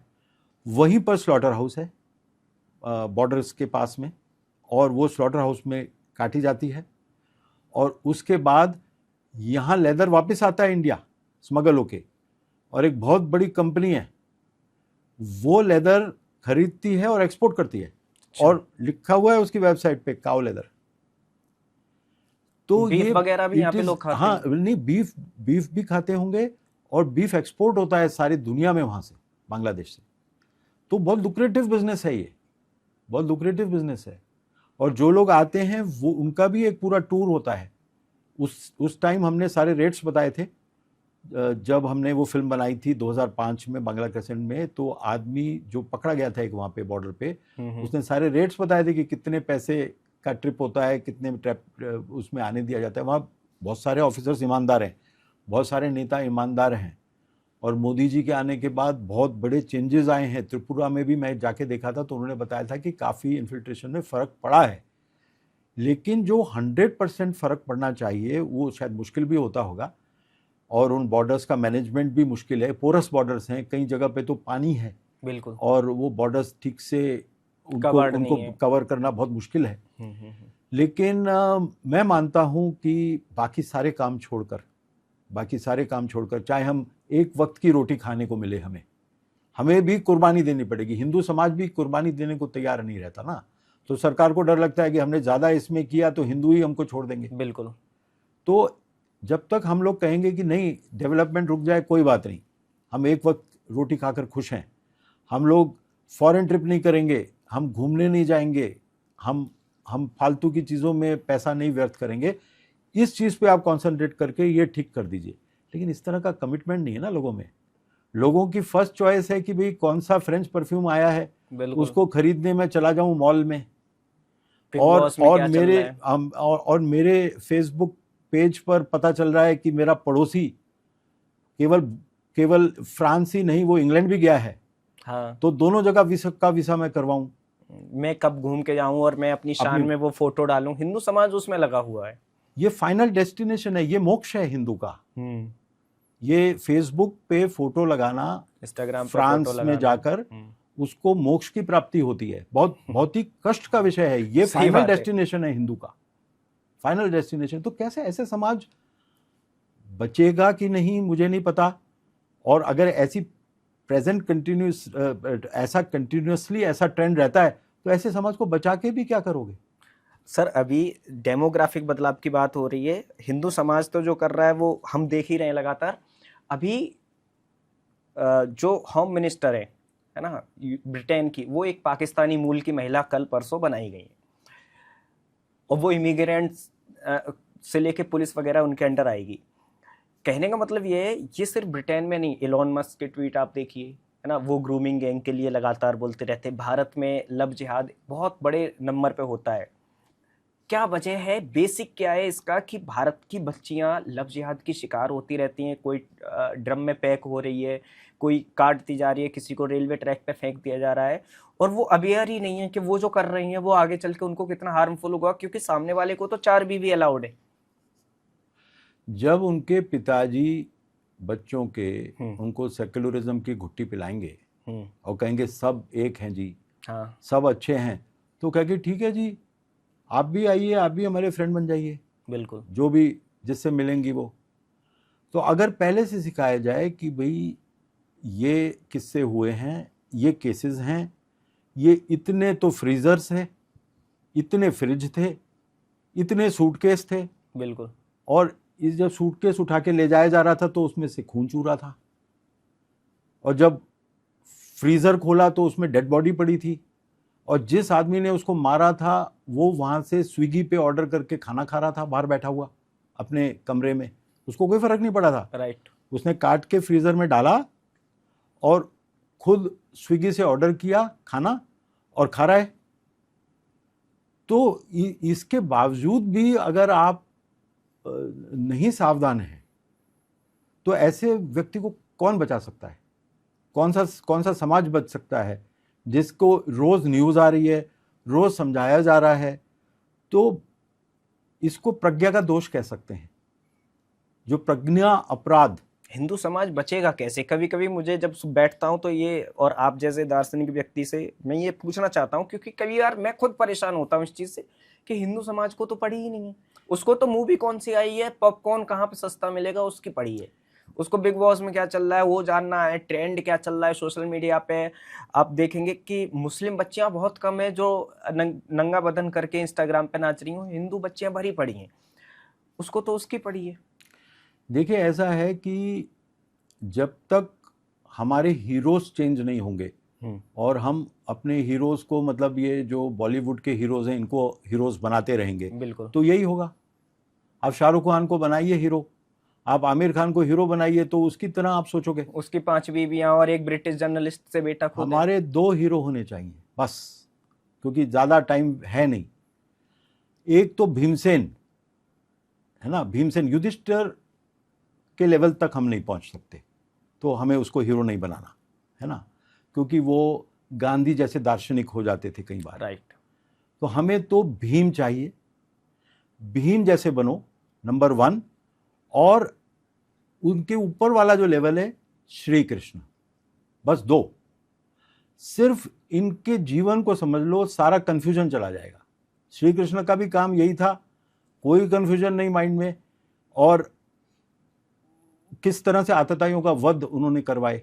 जितने भी उन बचपन से, छोटे से थे, बचपन से लेकर उनको कभी चैन की नींद 2 दिन भी नहीं मिले। बिल्कुल। और ये लोग कहते हैं वो बांसुरी बजाने का टाइम ही नहीं था उनके पास। तो सही बात है सर। कहाँ बांसुरी बजाते? वो तो मध्यकालीन भारत की कहानियां, जब मध्यकालीन भारत हुआ और उसमें जो कहानियां हुई, क्योंकि सब डिप्रेस थे बिकॉज ऑफ इस्लामिक रूल, तो ये सारा भक्ति रस की कहानियां बना के अपने डिप्रेशन को कम किया।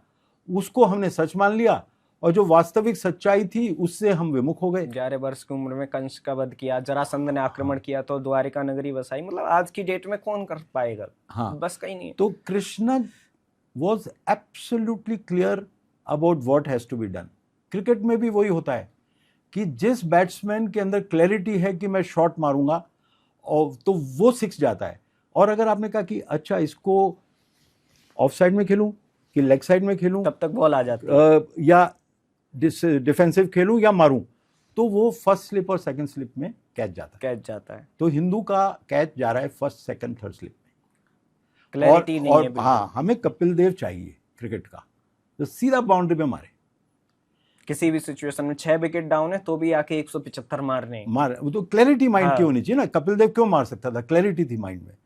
तो हमारा जो सारा सोचना है वो क्लैरिटी वाला होना चाहिए। और क्लैरिटी कहाँ से मिलेगी?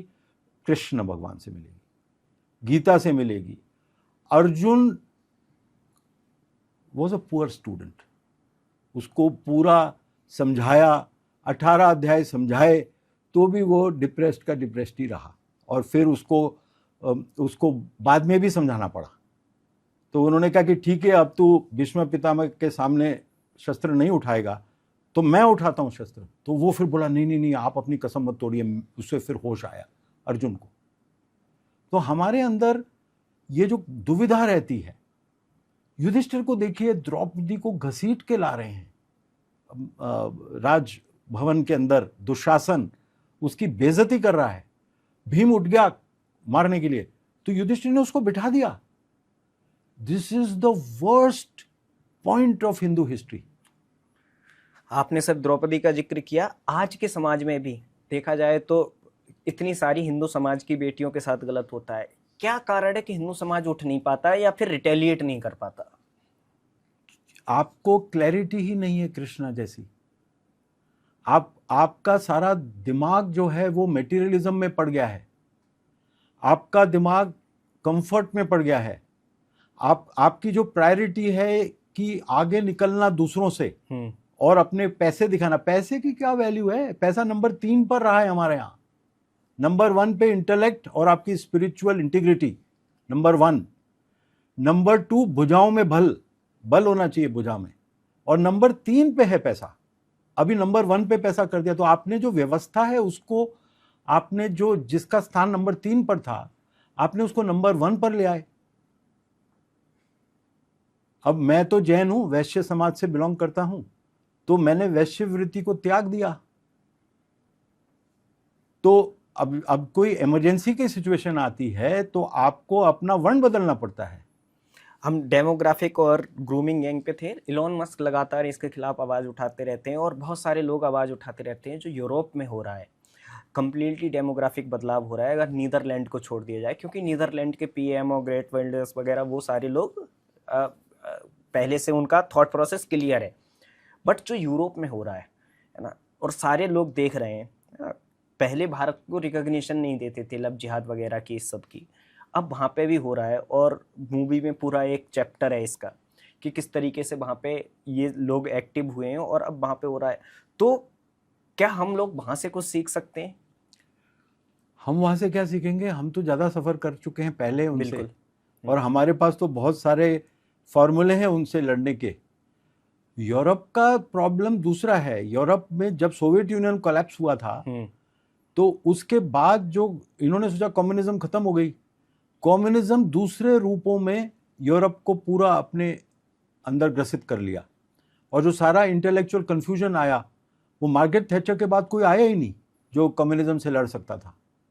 तो उस वजह से जो सारा जो प्रज्ञा दोष है उनकी सोसाइटी में आ गया और वोकिज्म आ गया। हाँ। और जो वहाँ का कैपिटलिस्ट वर्ग है उसको चीप लेबर चाहिए। हाँ। तो वो माइग्रेंट्स को बढ़ावा देता है आने के लिए, और उनके खुद के गरीब जो थे, जो उनके लोकल लोग थे जो काम करते थे फैक्ट्रीज में, उनको काम मिलना बंद हो गया और वो गायब हो गए, सीन से दिखते ही नहीं। अब फुटबॉल हुलिगन्स होते थे जो लड़ना जानते थे सड़क पे, तो उनके खिलाफ मुहिम छेड़ी गई। आज फुटबॉल हुलिगन्स नहीं दिखते, तो अगर स्ट्रीट फाइट होगी तो उनके पास लोग ही नहीं है लड़ने के लिए। और सब वोक हो गए कि भाई बच्चे को मत भेजो। नशे में भी बहुत ज्यादा देखे मैंने, विजुअल आते हैं नशे में पड़े रोड के किनारे, और मतलब तो वो तो जानबूझकर यही बेचने वाले होते हैं। हाँ। माइग्रेंट्स ही बेचते हैं नशा, और उनको जो समाज उनको प्रश्रय दे रहा है उसी समाज को वो नष्ट करने में लगे हुए हैं, और इनको पता भी नहीं है। तो बेहोश हो चुका है वो समाज। और ऐसा था कि हिटलर ने जो नाजी वाला मूवमेंट वहाँ पे किया था और इतने सारे जूस को मार डाला था बेरहमी से, स्लॉटर किया, तो उसकी वजह से जो पूरा यूरोप है वो एक गिल्ट कॉम्प्लेक्स में जी रहा था। तो वो उसको ओवर कॉम्पनसेट करने के लिए माइग्रेंट्स को बुला रहा है, उनसे गले मिल रहा है। स्वीडन में ये हालत थी कि जब उन्होंने 1,63,000 लोगों को आने दिया, तो वहाँ की महिलाएं इतनी कोमल दिल की होती हैं कि कोई गरीब बैठा हुआ है तो इसको, अरे तूने खाना नहीं खाया, माइग्रेंट को। तो अब वो माइग्रेंट तो सीरिया से आया हुआ है, तुम्हें उसका बैकग्राउंड नहीं पता कि उसकी क्या ट्रेनिंग हुई है, उसे घर ले गई कि तूने खाना नहीं खाया है तो तू 2 दिन यहाँ रह बाद ले, माइग्रेंट ने या तमंचा तान दिया, घर कब्जा लिया। रेप हुए हैं, उनको मारा है, उनके प्रॉपर्टी को लूटा है, बहुत बेरहमी से मारा है उनको, बहुत किस्से हैं। तो वो लोग एकदम इनोसेंट जो लोग हैं वो सफ़र कर रहे हैं वहाँ के, और जो वहाँ का एक बहुत बड़ा वर्ग है कैपिटलिस्ट सोसाइटी का, जो चीप लेबर के लिए इन सारा काम में पॉलिटिशियंस से मिले हुए हैं ये लोग, और ये सब करवा रहे हैं और अपने ही देश को ख़त्म कर रहे हैं। तो वो तो हम उनसे क्या सीखेंगे? वो तो बिल्कुल ही हम तो उनके सामने बहुत बेटर हैं। हम लड़ रहे हैं, हम मोर्चा ले रहे हैं, हम अवेयर हैं। कासिम से लेके गौरी से लेके अब तक हाँ। लगातार लड़ रहे हैं। सर, ये इतनी सारी आपने रिसर्च की है, मदरसों में भी गए हैं, और यहाँ से लेके पूरी इंडिया के पैन इंडिया आपने मदरसों में विजिट किया है। आपके हिसाब से क्या बेस है जिहाद और टेरर का? देखिए, जो सऊदी अरेबिया से फंडिंग आती है वहाबिज्म के लिए और वहाबी थॉट को बढ़ाने के लिए, वो एक बहुत बड़ा कारण है जो टेररिज्म बढ़ता है। क्योंकि जो इतना बड़ा इंफ्रास्ट्रक्चर है मदरसों का, जिसमें टीचर्स हैं, वहाँ की मेंटेनेंस है, वहाँ के बच्चों को रखना है, खाना खिलाना है, गरीब घरों से वो आते हैं तो वो तो कोई फीस दे नहीं सकते, तो उन सब को पालना, उसके लिए हज़ारों करोड़ का खर्च होता है उन इंस्टीट्यूशंस का। 2004 में 5 लाख मदरसे थे, जो आर.के. होरी साहब ने फिगर्स दिए हैं। लेकिन अब आप सोचिए कि पता नहीं कितने लाख, अब और तो लगभग इतने यूपी में ही है। हाँ, इतने यूपी में ही होंगे। तो वो जो सब उसका जो पैसा आता है, उसकी फंडिंग होती है, तो फिर ये ट्रेनिंग हो सकती है, और जब उनकी ट्रेनिंग हो जाती है तो उसके बाद वो एग्जैक्टली जो वो लोग चाहते हैं उस तरह से वो बिहेव करते हैं, और वो हमारी राष्ट्रीय सुरक्षा के लिए बहुत बड़ी चुनौती बन जाती है। चाहे वो राइट्स होते हैं या टेररिस्ट अटैक्स होते हैं या फिर अफरा तफरी मचाने के इंसिडेंट्स होते हैं, कि कियोस पैदा करने के इंसिडेंट्स जो अर्बन एरियाज में भी होते हैं, भीड़ निकलती है, और फंडिंग होती है लव जिहाद की। लव जिहाद के लिए भी पैसे आते हैं, जिसमें जो आदमी फंसाएगा उस लड़की को तो वो हिंदू बन के जाएगा, इंसेंटिव्स अनाउंस, मोटरसाइकिल होगी, उसके पास गाड़ी होगी, ऐसा लगेगा पता नहीं बहुत ही एरिस्टोक्रेटिक टाइप का व्यक्ति है, बहुत अच्छे परिवार से है, उसका ऐसा इमेज बनाया जाएगा। उसके लिए वो पैसा खर्च करते हैं, शुरू में वो इन्वेस्टमेंट है उनका।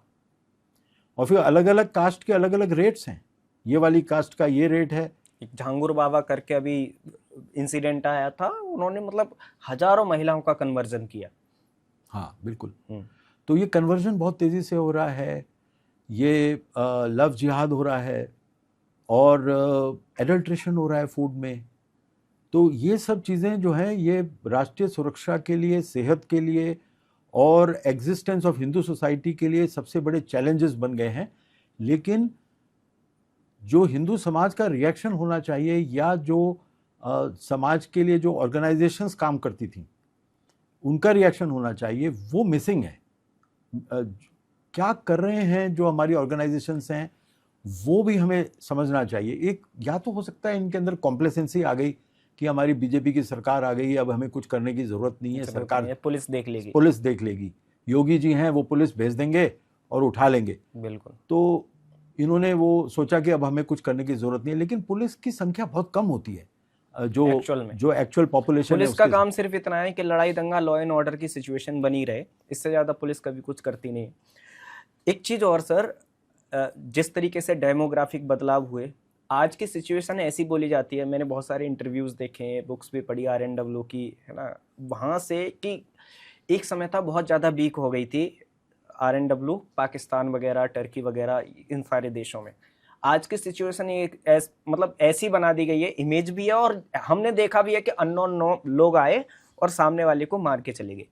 पाकिस्तान से लेके भारत के आसपास के देशों में जो भारत विरोधी तत्व हैं उनको मार दिया जाता है, और बहुत इजीली वो कर देते हैं। क्या कारण है कि भारत में ये नहीं हो पा रहा है? मतलब 2.5 मोर्चे पे लड़ाई जैसी सिचुएशन बनी हुई है, एक मोर्चा भारत के अंदर ही देशद्रोहियों का है, और हम वहाँ पे सफल नहीं हो पा रहे हैं। पाकिस्तान में आज जिसको चाहे उसको मार सकती है भारत में बैठी सरकार, या डोभाल जी, या भारत की सिक्योरिटी फोर्सेस। क्या कारण है कि भारत में ऐसा ऑपरेशन सक्सेस नहीं हो पा रहा? नहीं, जो टेररिस्ट एंटी टेरर ऑपरेशंस हैं वो तो होते रहते हैं। अब जैसे पीएफआई के खिलाफ ऑपरेशन हुआ था, हाँ, अब उसमें चैलेंजेस हैं और बहुत सारी ऑर्गेनाइजेशंस जो हैं वो ख़त्म कर दी गई हैं। भारत में भी जहाँ तक टेररिस्ट ऑर्गेनाइजेशंस हैं उनको पूरा कंट्रोल कर रखा है, कंट्रोल किया हुआ है। और नेशनल सिक्योरिटी के लिहाज से except in some areas of north east में अभी भी कुछ जोन्स में बहुत अफरा तफरी मचा रखी है, तो उस पर भी वो लोग ज़रूर करेंगे। लेकिन मेन प्रॉब्लम ये है कि उस तरह से अब टेररिज्म हो नहीं रहा है जैसे टेररिज्म पहले होता था। अब मॉडल बदल गया है, अब डिसेंट्रलाइजेशन ऑफ टेररिज्म हो गया है।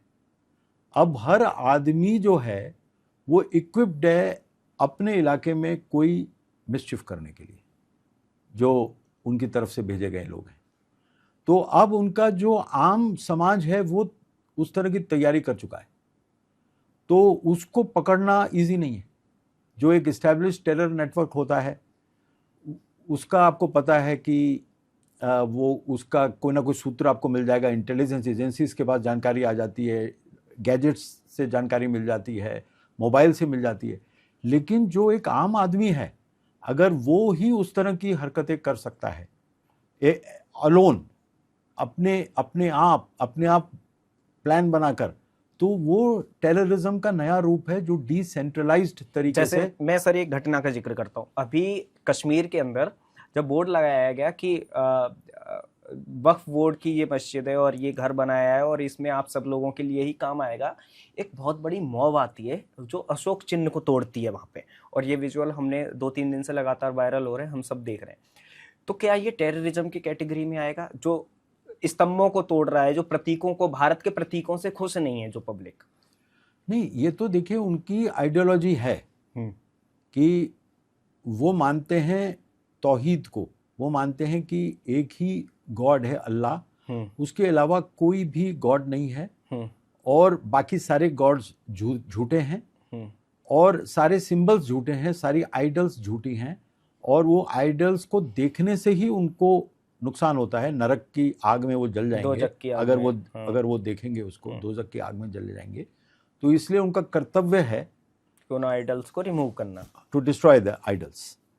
तो इसलिए वो ये सब करते हैं। लेकिन देखिए कर क्यों पाते हैं? हाँ, ऐसा नहीं है। देखिए मेरा भी मन करता है कि मैं कुछ कर दूं, है ना, मेरा भी मन करता है कि कोई देश के लिए बहुत बड़ा काम कर दूं, तो लेकिन वो करना क्यों संभव नहीं हो पाता, और उनका क्यों करना संभव हो पाता है?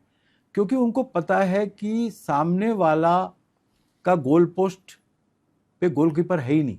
हाँ, तो मैं जितने गोल करूं वो करता चला जाऊं। हमारा गोलकीपर गायब है, हमारा डिफेंस गायब है, हमारा ऑफेंस तो छोड़ ही दीजिए कि जो फॉरवर्ड्स वाले हैं जो उनके गोल में जाएंगे, वो तो है ही नहीं। हमारे गोल पे जो गोलकीपर है वो ही मिसिंग है। तो जितना मर्जी गोल मारते जाओ एक के बाद एक। तो आपके हिसाब से हिंदू समाज में कुछ फोर्सेज या ऐसे सेना टाइप कुछ होनी चाहिए जो जगह जगह प्रोटेक्ट करें हिंदू समाज को? सेल्फ डिफेंस के अलावा दूसरा कोई काम ही नहीं करना चाहिए। ये फालतू के काम जो ये लोग करते रहते हैं ये सब बंद कर देने चाहिए। ये जो सारे जो उल्टे सीधे कार्यक्रम हैं कि इनको सम्मानित किया जाए, इनके लिए ताली बजाई जाए, इनके लिए भोज हो जाए, वो सब बंद करो। सिर्फ एक ही काम करने चाहिए हिंदू समाज को कि भाई self defence under the law, you are allowed to do self defence. आप बिल्कुल ग्लैक्सो बेबी बने हुए हैं, है ना, दूध पी रहे हैं, आप कोई काम नहीं कर रहे। आपको अब बड़े हो गए हो, अब आप लड़ने जाओ, अपने परिवार को बचाओ, जो भी कानून का दायरा है उसके अंतर्गत कुछ ट्रेनिंग लो। तो क्यों नहीं ये आरएसएस वाले, मैंने बहुत समझाया इनको कि आप क्यों नहीं हर मंदिर के अंदर कलरी पयट्टू क्यों नहीं सिखाते? कलरी पयट्टू जो है वो केरला का एक मार्शल आर्ट है जो कि मंदिरों में पूजा के रूप में किया जाता है। वहाँ क्रिश्चियंस और मुस्लिम सीख रहे हैं जाके केरला के मंदिरों में। हिंदू समाज नहीं सीख, हिंदू समाज सीख रहा होगा, मुझे नहीं पता, जरूर सीख रहा होगा वहाँ पे। लेकिन मैं चाहता हूँ कि जिस कलरी पयट्टू से सारे जो मार्शल आर्ट्स हैं दुनिया के, जूडो कराटे, वो सब बने, तो क्या मतलब यूपी के किसी लड़के को नहीं आना चाहिए वो? बिल्कुल आना या चाहिए। पंजाब के किसी लड़के को नहीं आना चाहिए? दिल्ली, वो सब सीखिए। हर मंदिर में, और आपको कोई इन्वेस्टमेंट भी नहीं करना, मंदिर आपके पास ऑलरेडी है, तो वहाँ पर एक कमरा जो है उसके लिए बना लीजिए, वहाँ पे कलरी पयटू सिखाइए। आप जिस दिन सेल्फ डिफेंस में रिपोर्ट हो जाएंगे तो आप पे कोई भी आक्रमण करने में के लिए 2 बार सोचेगा। लेकिन आप कुछ कर ही नहीं रहे, आप डरपोक की तरह खड़े हैं, भाग जाएंगे, तो फिर आपके ऊपर हमला होगा। बिल्कुल। और बल्कि तो खाली गोल पोस्ट है, कोई है ही नहीं, खड़ा ही नहीं है। और यही रीजन है कि आजकल हिंदू जितने भी त्योहार होते हैं, चाहे रामनवमी हो, दशहरा हो, जितनी भी यात्राएं निकलती हैं, कहीं ना कहीं मतलब एक त्योहार ऐसा नहीं जाता है जिसमें पत्थरबाजी वगैरह ना होती हो। आप हिंदू समाज की बात छोड़ दीजिए, जो विश्व हिंदू परिषद के कार्यकर्ता फाइनल राउंड में गए थे चंदा लेने के लिए फॉर राम मंदिर, जो फाइनल राउंड में गए थे, 5 या 6 जगह भारत में अटैक हुए हैं। गुजरात में अटैक हुआ, इंदौर में अटैक हुआ, दिल्ली में अटैक हुआ, दिल्ली में मर्डर हुआ विश्व हिंदू परिषद के कार्यकर्ता का, जो ये चंदा लेने जा रहा था। शर्म आनी चाहिए हमको। जो हमारे कार्यकर्ता हैं उनको हम नहीं बचा पाएंगे, बृहत हिंदू समाज को कैसे बचाएंगे? संघ और विश्व हिंदू परिषद अपने कार्यकर्ताओं को नहीं बचा पा रहा है। ये तो हमने देखा है, लगातार बीजेपी के कार्यकर्ताओं की बंगाल और केरल में हत्याएं होती रहती हैं, और दिल्ली में जंतर मंतर पे एक छोटा सा प्रोटेस्ट रख लिया जाता है उनकी याद में। एक्चुअल में कार्यकर्ताओं के लिए कुछ काम नहीं होता है। मैंने आर्टिकल्स लिखे हैं बहुत सारे, हिंदू मुन्ननी के कितने लोग मरे हैं तमिलनाडु में, कितने लोग केरला में मरे हैं, सारी फिगर्स दी हैं मैंने। बंगाल में क्या हाल हो रहा है। बिल्कुल। तो एक सिक्योरिटी एक्सपर्ट मेरे पास आए थे, अभी कुछ दिन पहले मैं मिला था उनसे, वो आए थे बाहर से, तो वो कह रहे थे कि मुझे ये समझ नहीं आ रहा कि अब तक हम लोग कटने से कैसे बच गए। जो स्थिति, गंभीरता जो स्थिति की ये हो चुकी है कि अभी तक तो कट जाना चाहिए था कुछ। तो इतने इतने घबराए हुए हैं सिक्योरिटी एजेंसीज, सिक्योरिटी एजेंसी से संबंधित जो लोग हैं, जो इन चीज़ों पर कड़ी नज़र रखते हैं। तो जो हालत बंगाल में है, बहुत एक्सट्रीमली सीरियस हालत है वही सर। अब जो हिंदू बांग्लादेश में मरता है, देखिए आप स्थिति का आकलन करिए, कितनी शर्म की बात है हमारे लिए। पाकिस्तान में हिंदू माइनॉरिटी मरती है, इंडिया में सो कॉल्ड हिंदू मेजॉरिटी मरती है, हाँ, और बांग्लादेश में हिंदू माइनॉरिटी मरती है। तो इसका मतलब तीनों जगह हिंदू मरते। और हम इतना बड़ा देश हैं, बांग्लादेश में खुलेआम जैसे ही शेख हसीना को बाहर निकाला, उसके बाद किस तरह से अटैक हिंदुओं पर हुए और हम कुछ कर नहीं पाए। बहुत ही कष्ट का विषय है। और बांग्लादेश में क्या करेंगे हम हिंदुस्तान में जो कलकत्ता में हाल है या बंगाल में हाल है, क्या हाल है आप खुद ही रोज देख रहे हैं। कश्मीर में जो हाल है, बिहार बंगाल से या यूपी से लोग जाते हैं, उनको सिर्फ इसलिए मार दिया जाता है कि आप अदर स्टेट से यहाँ काम करने क्यों आए हैं। अभी भी धर्म देख के गोली मारी गई, ये हम सबके सामने हुआ है। तो ये जो इनके ट्रेनिंग सेंटर्स हैं, मतलब मैं इनडायरेक्टली अगर आपसे पूछना चाहूँ एक सीधा सीधा सवाल सर, कि मदरसों से भारत को क्या फायदा है? नहीं, मदरसों से तो भारत को क्या फायदा होगा। भारत के लिए तो वो सिक्योरिटी एजेंसीज हमेशा चिंतित रहती हैं कि मदरसे में क्या हो रहा है। मदरसे में ये मिला, कई बार जब्त होती हैं कई चीज़ें, फिर वहाँ से जो प्रोडक्ट्स निकल के आते हैं उनका बिहेवियर पैटर्न। अब आप देखिए, मदरसा छोड़ दीजिए, जो सबसे बड़ा मदरसा है दारुल उलूम देवबंद, वो गज़वा हिंद की बात करता है। हाँ, गज़वा हिंद, और वो कहता है कि जी ये जो फतवा है ये बिल्कुल ठीक है, क्योंकि भारत को आके बाहर से लोग जीत लेंगे। तो ये उनका एम है और स्टेटेड एम है, और खुलेआम वो बोलते हैं, और वो उनका काम है एजुकेशन, मदरसा है वो पूरा। तो ये जो गज़वा हिंद है ये आज से नहीं चल रहा। रहमत अली ने 1933 में उसने एक बनाया था आर्टिकल, और उसने एक पूरा प्लान बनाया था पाकिस्तान का बनने का, उसका पूरा नक्शा उसने तैयार किया था। और उसमें जहाँ जहाँ मेजॉरिटी एरियाज थे मुस्लिम्स के, उन सब एरियाज़ को उसने चिन्हित किया था, चाहे वो ओसामाबाद हो, हैदराबाद का एरिया हो, चाहे जहाँ भी, चाहे वो गुजरात के कुछ एरियाज़ हैं जिनके अंदर मुस्लिम मेजॉरिटी एरियाज़ थे, उन सबको उसने एक दिखाया कि वो एक सेपरेट कंट्रीज़ हैं, और वो पाकिस्तान का फॉर्मेशन की बात उसने बताई थी। और उसके बाद जिन्ना का जब पार्टीशन का टाइम आता है, तो जिन्ना बोलता है कि देखिए आपने हमको वेस्ट साइड पर दे दिया पाकिस्तान, ईस्ट साइड पर दे दिया ईस्ट पाकिस्तान, वेस्ट पाकिस्तान और ईस्ट पाकिस्तान, तो हम यहाँ से वहाँ जाएंगे कैसे? तो हमको एक गलियारा बना के दो, वो पूरा मुस्लिम गलियारा होगा फ्रॉम पाकिस्तान टू बांग्लादेश। तो वो बड़ी मुश्किल से उससे नेगोशिएशन हुए और वो गलियारे की बात छूट गई, किसी तरह से बच गए हैं वो गलियारे से। क्योंकि आप सोचिए अगर गलियारा होता, एक ये थ्योरी भी चलती है इसके बीच में कि महात्मा गांधी जी को गोली नाथूराम ने इसीलिए मारी कि गलियारा देने के पक्ष में नहीं थे वो। एक बहुत बड़ा नहीं, वर्ग नहीं, वो इस तो चीज को अब ऐसे वो तो बोलता है। बहुत सारे कारण थे गांधी हाँ। को मारने के, गोडसे के Assassination पास के। केवल एक ही कारण नहीं था, बहुत सारे कारण थे हम गोडसे के उस पे दिमाग में। नहीं जाते हैं सर, लेकिन हमारा लेकिन ये जो गलियारा बना ना, ये जो गलियारा बनने की बात थी, तो वो बन गया। अब वो डेमोग्राफिकली बन गया। बिल्कुल जो वहां से जो लेके अगर आप जेके देखना बजाज चाहेंगे ने, तो पूरा, अगर उत्तर प्रदेश को हटा दे बीच में तो बाकी पूरा लगभग बन गया है। नहीं, लेकिन वहाँ पे जो पॉपुलेशंस हैं जो बॉर्डर पे, इंडो नेपाल बॉर्डर पे, यूपी में भी बहुत बुरी हालत है। इंडो नेपाल बॉर्डर पे जो पॉपुलेशन की 80% ग्रोथ है, हाँ तो वो सारा का सारा जो है वो पट्टी बन चुकी है, बिल्कुल। जो इन्होंने कहा था। तो मतलब आप ये कह रहे हैं वो गलियारा इनडायरेक्टली बन चुका है। हाँ, डेमोग्राफिक गलियारा बन चुका है, पॉपुलेशन के आधार पे वो बन अवैध चुका है। मस्जिदें वगैरह हैं यहाँ पे। हाँ बिल्कुल। और मुगलिस्तान रिसर्च इंस्टीट्यूट जो कि एक ISI का इंस्टीट्यूट है बांग्लादेश के अंदर, उसने उसका मैप भी जारी किया है। अच्छा। तो वो मैंने बांग्ला क्रेसेंट में दिखाया था 25-20 साल पहले, वो बांग्ला क्रेसेंट में दिखाया था। और वो कैसे पता किया हमने कि मुगलिस्तान रिसर्च इंस्टीट्यूट ISI का है? उसकी स्पेलिंग पंजाबी पाकिस्तानी है, मुगलिस्तान। अगर वो बंगाली होती तो वो मुगलिस्तान होता, वो मुगलिस्तान है तो वो पंजाबी स्पेलिंग है।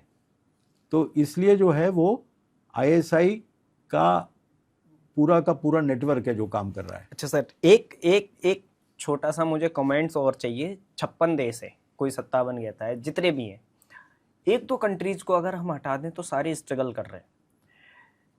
वो स्ट्रगल एक तरफ, और जो मोहम्मद बिन सलमान जो रूलर हैं ये अरब कंट्रीज के, है ना, क्राउन प्रिंस सलमान, उनका विजन एक अलग तरीके से वो देख रहे हैं, पूरी इस्लामिक दुनिया को ट्रांसफॉर्म कर रहे हैं, वो न्यूम सिटी बना रहे हैं, अलग अलग उनके प्रोजेक्ट चल रहे हैं। एक वो है, और एक ये मुगलई सोच वाला जो हिंदुस्तान में जो बसते हैं, अब तो वो ये तक बोलने लग गए हैं भारत के लोग, कि भारत के जो मुस्लिम हैं, कि हमारा तो दुबई से कोई लेना देना ही नहीं है ना, वो तो मंदिर बनवा रहे हैं, हम नहीं ये एक्सेप्ट कर सकते। तो क्या मोहम्मद बिन सलमान जैसा विजन वालों को, मुस्लिमों को फॉलो करना चाहिए, या अभी जो ये फॉलो कर रहे हैं मदरसा शिक्षा से लेके, टेरर से लेके, ये कि नहीं हम अल्लाह के सिवा किसी को नहीं मानेंगे, उसको फॉलो करना चाहिए? देखिए, जो भारत में भी ऐसा नहीं है कि चेंजेस नहीं आ रहे। जैसे मोहम्मद बिन सलमान एक रेवोल्यूशनरी थॉट प्रोसेस से आ रहे हैं, हमने अपनी फिल्म में उनको दिखाया है। हाँ।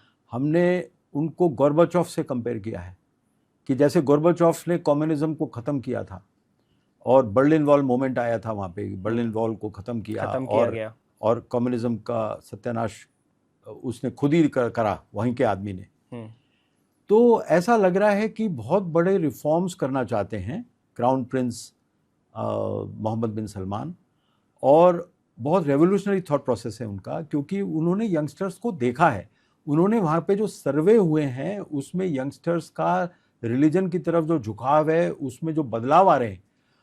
ईरान में जो सर्वे हुआ उसमें 47% of the people have said that they don't believe in any religion, और ये गैमन सर्वे नीदरलैंड्स ने किया था। ऐसे ही कई सर्वे अरब में हुए, वहाँ भी भारी चेंजेस देखने को मिल रहे हैं। तो और मतलब आप ये कह रहे हैं कि वो 47% people are saying that we don't want Islam. हाँ, नहीं, हमें कोई भी रिलीजन नहीं चाहिए। अच्छा। हम एथिस्ट जैसे हो जाते हैं ना, जो एथिस्ट होते हैं। और बहुत सारे लोग ईरान में ज़ोरास्ट्रियनिज्म की तरफ वापस जा रहे हैं, जो पारसी का ओरिजिनल था ना, जो टाटा और ये सब वहाँ से महसा अमीनी जो मूवमेंट हुआ था उस समय भी, कि बुर्का नहीं पहनेंगे लड़कियां, मैंने देखा कि रोड पे चल रही हैं। हमारी फिल्म में है। हाँ, हमारी फिल्म में देखा होगा आपने कि हमने दिखाया कि कैसे नाच गाना चल रहा है, कैसे वो लोग लड़ रहे हैं अपने राइट्स के लिए।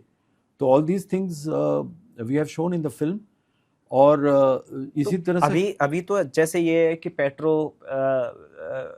डॉलर की बात होती है, पेट्रोलियम जब तक निकल रहा है, और ऐसी जो रिसर्च है वो ये बताती है मिशिगन इंस्टीट्यूट की और भी कई सारे की, कि लगभग 2050-52 तक जो ऑयल है इनका खत्म हो जाएगा। तो इसलिए मोहम्मद बिन सलमान तो उस पैटर्न पे निकल चुके हैं कि वो एक ऐसी इकोनॉमी को बनाना चाहते हैं जहां से कि वो सरवाइव कर जाए, बाकी कंट्रीज वो कोलैप्स करने वाली हैं। नहीं, बिल्कुल पेट्रोल पे डिपेंडेंट नहीं रह पाएंगे, क्योंकि नई टेक्नोलॉजीज आ रही हैं और वो इतनी तेज़ी से विकसित हो रही हैं कि पेट्रोल को लेने की ज़रूरत ही नहीं पड़ेगी, बिकेगा नहीं। अगर पेट्रोल ख़त्म भी नहीं होता तो भी यूज़ में नहीं रहेगा, क्योंकि उससे बहुत बेटर टेक्नोलॉजीज आ Options रही हैं। हैं, चाहे इलेक्ट्रिक हो चाहे दूसरी हाइड्रोजन हो, टेक्नोलॉजीज, एथेनॉल हाइड्रोजन हो। हो। तो वो सब टेक्नोलॉजीज आ रही हैं बहुत सारी। लेकिन सवाल केवल वहाँ तक सीमित नहीं है कि वो पेट्रोल नहीं है इसलिए कर रहे हैं। उन्होंने हालत देखी कि जिस तरह से फंडिंग होती है वहाबिज़म की, पूरी दुनिया में अफरा तफरी मचती है, उनके घर के अंदर भी रेडिकल एलिमेंट्स एंजॉय करते हैं और उनकी बंदिशें लगवाते हैं, औरतों के ऊपर बंदिशें लगवाते हैं। तो एक मॉडर्न सोसाइटी नहीं बन पाएगी जो रिसर्च ओरिएंटेड वो बनाना चाहते हैं। तो MBS कह रहे हैं, जो क्राउन प्रिंस मोहम्मद बिन सलमान है, वो कह रहे हैं कि हमको अल्ट्रा मॉडर्न सोसाइटी बनानी है, लेटेस्ट टेक्नोलॉजी लानी है। और नियॉम प्रोजेक्ट जो है उसमें $1.5 ट्रिलियन का बजट है। उनके पास अब पैसे ही नहीं है वहाबिज्म और इन सब चीज़ों में पैसा डालने के लिए। हाँ, एक्सट्रीमिज्म के लिए। तो this is very good news, this is very good news. अब यहाँ पे कोई लोकल आदमी क्या सोचेगा, उसको क्या कर लेगा वो। अगर वहाबिज्म से फंडिंग ही नहीं होगी तो इतने हज़ारों करोड़ का फंड अगर नहीं आएगा तो वो कैसे चलाएंगे इन इंस्टीट्यूशंस को। और फैशनेबल नहीं रहेगा अब इस तरह का विचार। जब पूरे अरब में चेंजेस आ रहे हैं तो टर्की में चेंजेस आ रहे हैं। टर्की की में जाके आप देखिए क्या लाइफस्टाइल है, जो कि अपने को कैलिफेट बताता है। आप देखिए वहाँ पे पूरा वेस्टर्नाइजेशन हो चुका है सोसाइटी का, इधर भी हो चुका है वेस्टर्नाइजेशन ईरान में। तो इनके लिए संभालना मुश्किल हो रहा है। तो इसलिए वो ब्रिलियंट आदमी है मोहम्मद बिन सलमान। अब आप देखिए उनका एक भाई तो वीगन है। वो जो crown Prince of Saudi Arabia का, तो वो एनिमल वेलफेयर की बात कर रहा है। वो डाइट उसकी है कि वो दूध भी नहीं पिएगा, तो उसके अंदर करुणा का भाव आ रहा है। तो ये कोई मामूली बातें हैं क्या? इनके सोचने से या मेरे सोचने से क्या होगा? ये आइडियाज़ की आंधी होती है, और जब न्यू आइडियाज़ और न्यू विचारधाराएं होती हैं तो वो बहुत तेज़ी से बढ़ती हैं, वो स्पीड ऑफ लाइट से भी तेज़ जाती है। अभी तो जैसे क्राउन प्रिंस ने वहाँ पे महिलाओं को रोजगार करना, मतलब ड्राइविंग अलाउड नहीं था इस्लाम में महिलाओं को, वो भी किया। 4-5 दिन पहले अर्थक्वेक आता है और अफगानिस्तान में लगभग 2200 लोग मारे जाते हैं। कुछ महिलाएं, 7-8 बच्चियां और महिलाएं, उनको वहाँ के लोग इसलिए नहीं निकालते हैं क्योंकि वो गैर मर्द की महिलाएं थी और वो छू नहीं सकते। तो एक तरफ ये है, आज भी इस्लाम में या ऐसे कहीं अफगानिस्तान से लेके जो लीबिया है, सीरिया है, यहाँ पे छोटी छोटी बच्चियों को बेचा जाता है। लेकिन दुबई जो है वो एक अलग पैटर्न पे चल रहा है। तो यहाँ पे जो भारत में है, भारत में भी हम ये देखते हैं कि बहुत छोटी छोटी बच्चियों को आप एलिजिबल मान लेते हैं कि नहीं, उसकी शादी कर सकते हैं। इस वे ऑफ थॉट प्रोसेस से किस तरीके से ये लोग बाहर आएंगे? देखिए, ये रेवोल्यूशन तो शुरू हो गया है और इंटरनेट के आने से बहुत बड़े बड़े प्रभाव आ रहे हैं। पाकिस्तान में 2004 में 42% people were in favour of suicide bombing, कि सुसाइड बॉम्बिंग अच्छी चीज़ है, ऐसा 42% लोगों ने कहा। प्योर रिसर्च का सर्वे है, टाइम मैगजीन में छपा है। और वही लोगों ने 2014 में, ये 2004 में कहा उन्होंने, 10 साल के बाद जब सर्वे हुआ तो only 3% of the people were in favour of suicide bombing, 3 to 4% people only. तो क्या हुआ कि इंटरनेट के आने से मॉडर्नाइजेशन हुआ थॉट प्रोसेस का, और जो एक टेररिस्ट टाइप की एक्टिविटी थी उसके प्रति जीरो, मतलब काफ़ी कम सपोर्ट हो गया। तो ये इंटरनेट पर जो विचार की स्पीड है, और अब तो AI आ रहा है, तो AI पे तो और तेज़ी से इंफॉर्मेशन आएगी। लेकिन वो लोग भी अपने एआई मॉड्यूल्स बनाएंगे जो फंडामेंटलिस्ट लोग हैं, हाँ और हमें भी बनाने पड़ेंगे अपने एआई मॉड्यूल्स। तो अब कौन से लोग बेटर एआई मॉड्यूल्स बना पाते हैं? रैशनल थॉट वाले बना पाते हैं, पीसफुल मेथड्स वाले लोग बना पाते हैं, या अग्रेसिव आइडियोलॉजीज वाले बनाते हैं? उसकी लड़ाई रहेगी। एक सवाल और है, अभी रिसेंटली नेपाल ने बहुत सारी एप्लीकेशंस को बंद कर दिया इंक्लूडिंग गूगल एंड यूट्यूब। अब क्या, जैसे नेपाल ने बैन किया, पाकिस्तान ने भी ऑब्वियसली बहुत सारी, मतलब क्योंकि आपने इंटरनेट का जिक्र किया कि इंटरनेट से लोगों में अवेयरनेस बढ़ रही है, अब ये लोग जैसे ऐसी चीज़ों को ही बैन करते जा रहे हैं, जैसे फेसबुक बैन कर दिया है ना, यूट्यूब बैन कर दिया या गूगल बैन कर दिया, तो मतलब वहाँ कैसे अवेयरनेस फैलेगी? देखिए ऐसा है कि और ये नेशनल सिक्योरिटी का थ्रेट भी इससे समझ आता है, क्योंकि वो चाहते ही नहीं है कि अवेयरनेस फैले उनके यूथ में। देखिए ऐसा है कि टेक्नोलॉजी इतनी स्मार्ट हो चुकी है कि अब किसी के बैन करने से, और इंटरनेट बैन कर दिया तो वैसे ही वो कंट्री खत्म हो जाएगी। इंटरनेट तो बैन नहीं कर सकते। इंटरनेट तो बैन नहीं कर सकते, और सोशल मीडिया से नहीं आएगा तो ईमेल पे आ जाएगा, ईमेल पर अब वीडियो अपलोड करके आ जाएगा। मतलब आप ये कह रहे हैं कि गूगल बैन है तो बैदू और दूसरा बिंग वगैरह से वो लोग सर्च तो नहीं, करेंगे। आप तो खुद एक्सपर्ट हैं। हाँ। अगर मान लीजिए ये इंस्टाग्राम बंद कर दे गवर्नमेंट, तो क्या जो उसका वीडियो है आप नहीं भेज सकते किसी को? बिल्कुल भेज सकते आप हैं, वी ट्रांसफर से भेज दोगे, दूसरे आप सोशल मीडिया माध्यम जीमेल में। से भेज दोगे, ड्राइव पे भेज दोगे। तो ऐसा थोड़ी है कि वो ड्राइव भी बंद कर देंगे क्या, या ईमेल बंद कर देंगे तो वैसे ही देश खत्म हो जाएगा। वो तो नहीं तो होने। देखिए जहां भी शराबबंदी होती है वहां सबसे ज्यादा शराब पी जाती है। बिहार एग्जाम्पल है हमारे लिए। हाँ, नहीं सभी जगह पे, वर्ल्ड में सब जगह जहां भी आप प्रोहिबिशन करोगे वहां पे अंडरग्राउंड और अंडरवर्ल्ड मूवमेंट पूरा डेवलप हो जाता है, और ये सारे काम ज्यादा होते हैं। तो ये तो कम्युनिस्ट पार्टी ऑफ नेपाल जो है वो कम्युनिस्ट पार्टी ऑफ चाइना का हाँ। एक ऑफिस है, अच्छा, छोटा सा। तो ये चाइना चला रहा है, तो चाइना जो कम्युनिस्ट पार्टी है वो चला रही है, और सबसे वीर हिंदू नेपाल में रहते हैं, सबसे उनका राजा को हम विष्णु का अवतार मानते हैं। क्या हो गया, मतलब क्या किया विश्व हिंदू परिषद ने, क्या किया भारत सरकार ने, क्या किया उस वक्त की भारत सरकार ने, आज की भारत सरकार ने, क्यों नहीं हम इसको नेपाल जो हमारा बना बनाया मित्र था, क्या है, भाई से भी बढ़कर है ना, एक ही चीज है था, और उसके राजा को तो हम विष्णु का अवतार मानते हैं, संगम में डुबकी लगाने तक आते हैं वो। हाँ जी। तो कुछ डिफरेंस ही नहीं है। अब वो पूरा कम्युनिस्ट के हाथ में चला गया, हमारे रहते रहते कम्युनिस्ट के हाथ में चला गया। तो आप देखिए कांग्रेस की सरकार थी उस वक्त, क्या क्या था, ये सब होने दिया। वहाँ के पुरोहित आते थे, वो बताते थे कि बहुत बुरी हालत है नेपाल के अंदर, वो बताते थे कम्युनिस्ट कैसे जाल बिछा रहे हैं पूरा। ये आज का नहीं है, भारत चुप है, भारत में खुद कम्युनिस्ट थे, भारत में खुद हम कम्युनिस्ट पार्टी ऑफ इंडिया और वो सारे CPIM वगैरह तो के उनके डायरेक्ट रिश्ते थे नेपाल के साथ। तो और कांग्रेस तो थी पूरी कम्युनिस्ट पार्टी की ही एक ब्रांच थी। नेहरू कम्युनिस्ट था, फुल्ली कम्युनिस्ट था नेहरू। वो पढ़िए आप किताब growth and genesis of Nehruism by Sitaram Goel. अच्छा, अगर कोई बायोग्राफी पढ़नी है नेहरू की तो ये सीताराम जी गोयल के द्वारा लिखी हुई ग्रोथ एंड जेनेसिस ऑफ नेहरूइज्म पढ़नी चाहिए, उसमें पता चलेगा। तो ये कम्युनिज्म जो है, इसी ने जो इस्लामिज्म है इसके लिए पूरा आइडियोलॉजिकल मैप तैयार किया, इसके लिए पूरा जो पाकिस्तान बनने का जो पूरा प्लान है वो अधिकारी थीसिस कहा जाता है उसको, जो कम्युनिस्ट था अधिकारी, उसने सारा बनाया प्लान। ऐसे ही नेपाल में हो रहा है।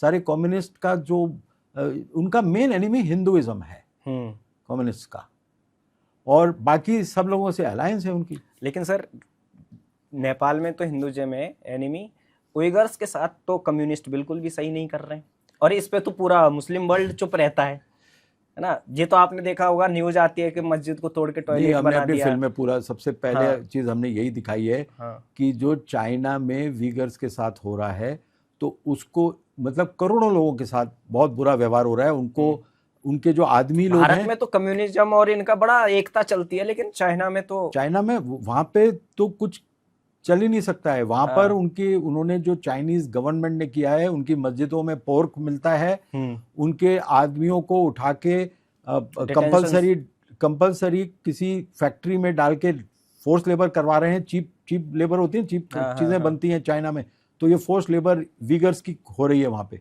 और उससे उनका लेबर कॉस्ट नहीं मिल आती।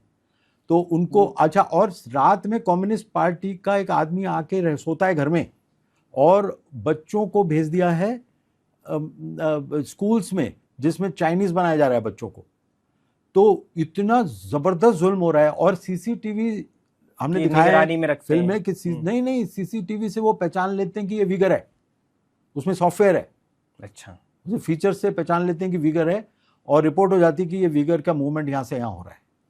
तो निगरानी रखते हैं एक एक आदमी पे। तो वो टर्किश ओरिजिन के हैं। अर्दोवान जो है टर्की का हेड, उसने आज तक बोला है कभी विगर्स के लिए? कभी नहीं बोला। अरब ने बोला है कभी भी नहीं। ईरान ने बोला है कभी?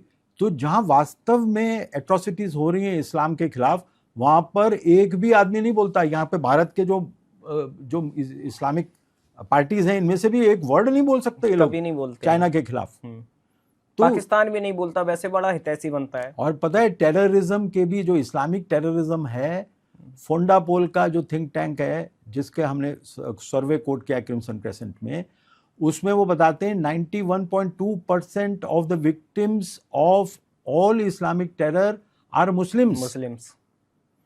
तो आप सोचिए कि इस्लामिक टेररिज्म बंद हो जाएगी। मिडिल ईस्ट से लेके मुस्लिम कंट्रीज में कोई हिंदू जाके बम थोड़ी फोड़ रहे हैं। नहीं, देखिए क्या होता है ना कि आपने 9/11 करा, मुस्लिम टेररिस्ट ने जाके वहाँ पे 9/11 करा, तो यूएस ने अटैक किया, कितने महीनों तक बॉम्बिंग करी, कितने लोग मरे उस बॉम्बिंग के, कितने लोगों को पकड़ा और कितनी जगह पे अटैक्स हुए, कितनी कंट्रीज में वॉर हुई। तो उसमें जो सब मरे वो सब मुस्लिम लोग मुस्लिम ही थे। तो ये खुद सोचना चाहिए ना इनको कि ये लोग किसको प्रश्रय दे रहे हैं। जब खालिस्तान मूवमेंट टॉप पे था तब कैसे बंद हुआ, जब केपीएस गिल वहाँ पर गए थे, तब जब उन्हें ये पता चला सिख फैमिलीज को कि ये लोग ही सबसे ज़्यादा एट्रोसिटीज कर रहे हैं सिखों के खिलाफ, जिनके घर में ठहरते हैं वहीं पर बदमाशियाँ कर रहे हैं, तब इनको निकाला गया। तो जो ये लोग करेंगे, अगर जो भी लोग टेररिज्म करते हैं तो उनकी खुद की कम्युनिटी में सबसे ज़्यादा आग लगती है। तो ये चीज़ अगर ये लोग समझ जाए, कहावत है कि गड्ढा खोदने वाला कई बार खुद गिर जाता है। बिल्कुल। लेकिन ऐसा नहीं है कि जिसके लिए गड्ढा खोदा है वो नहीं बचता, वो बच जाता है। तो हिंदुस्तान की हालत भी, बहुत ज़्यादा लोग हमारे मर चुके हैं। 47,000 people have died in the last 10 to 15 years in terrorist attacks। वो सारी फिगर्स हमने दी। अच्छा सर, एक हमने सारी चीज़ों की बात की, टेररिज्म की वजह से कहीं ना कहीं इकोनॉमिक फैक्टर भी इफेक्ट होता होगा, क्योंकि जब किसी कंट्री में, जैसे फॉर एग्जांपल बंगाल है, अभी एक डेटा आता है कि बंगाल से पिछले 5 साल में बंगाल से 6000 फैक्ट्रियाँ मूव हो जाती हैं, और वो फैक्ट्रियाँ दिल्ली फर्स्ट नंबर पे मूवेबल रहता है, सेकंड पे उत्तर प्रदेश, थर्ड पे मतलब क्या कहते हैं, मुंबई, गुजरात, है ना। इस तरीके से वो शिफ्ट हो जाती हैं। तो क्या टेरर की वजह से ऐसा होता है, या गवर्नमेंट उनको सिक्योरिटी नहीं दे पा रही, या किस तरीके का ऐसा माहौल बनता है? अगर माहौल खराब हो गया, अगर लॉ एंड ऑर्डर खराब हो गया, पैसा, तो जिसने इन्वेस्टमेंट किया है वो अपना इन्वेस्टमेंट को बचा के भागेगा वहां से, क्योंकि उसको पता है कि यहाँ तो धंधा नहीं हो पाएगा। देखिए, पीस अगर नहीं है तो वहां पे बिजनेस नहीं हो सकता। बिल्कुल। तो वो ऐसी जगह भागेंगे। अब कैलकाटा एक टाइम में वो कैपिटल था बिजनेस का, आज़ादी के बहुत साल बाद तक वो कैपिटल रहा।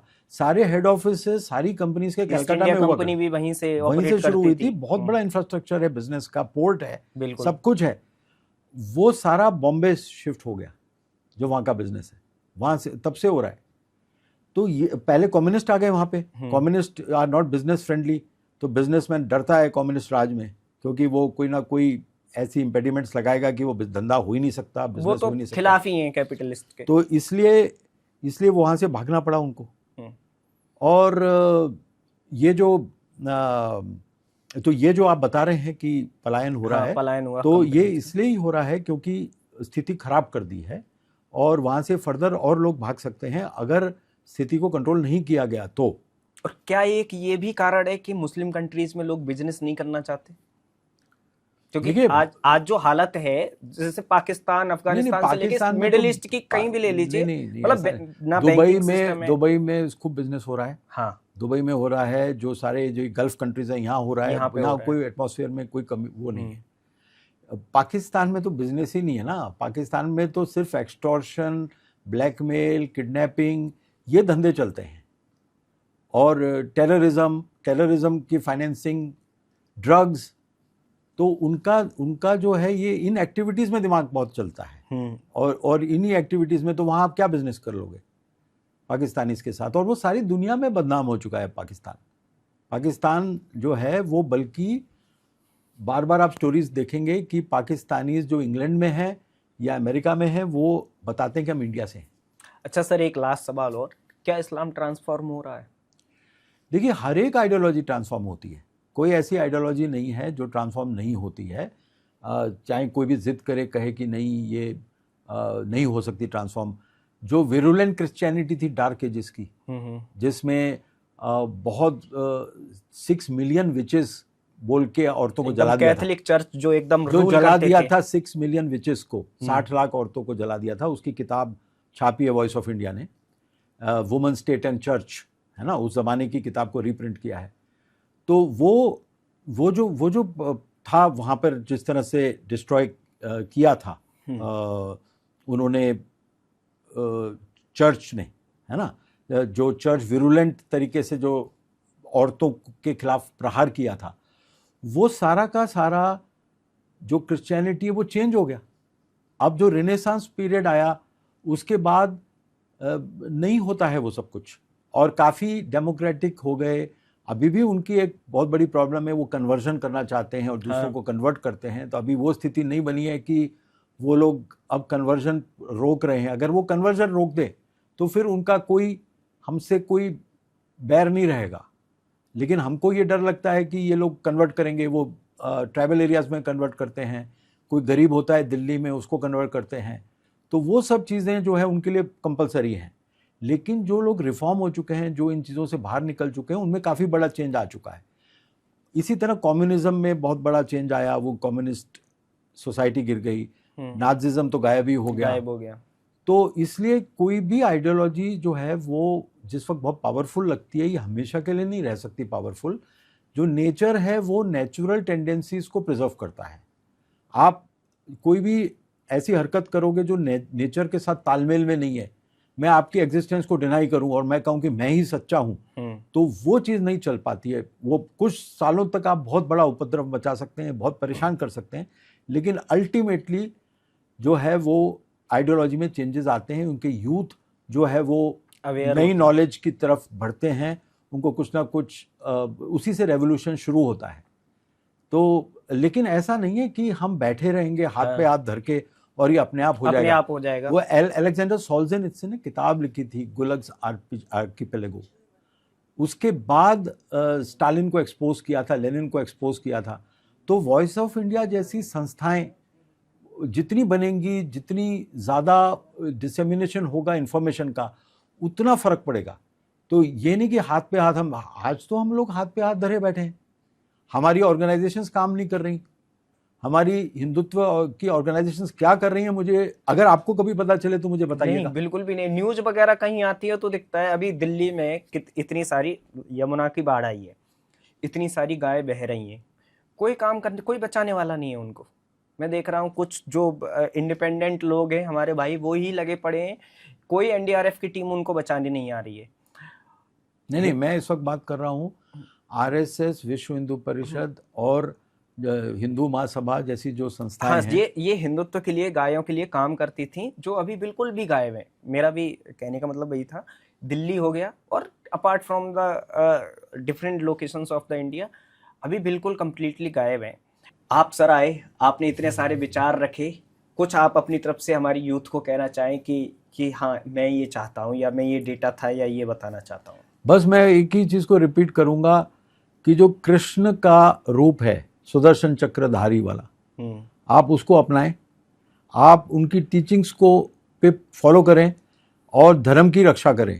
और आपने ये बात छेड़ी, एक सवाल मैं पूछ ही लेता हूँ, क्या कारण है कि मैं खुद यादव हूँ, यादव कम्युनिटी से बिलोंग करता हूँ, तो जो जाट समाज है हमारा, गुर्जर समाज है, यादव समाज है, एक समय कृष्ण का बहुत बड़ा भक्त होता था।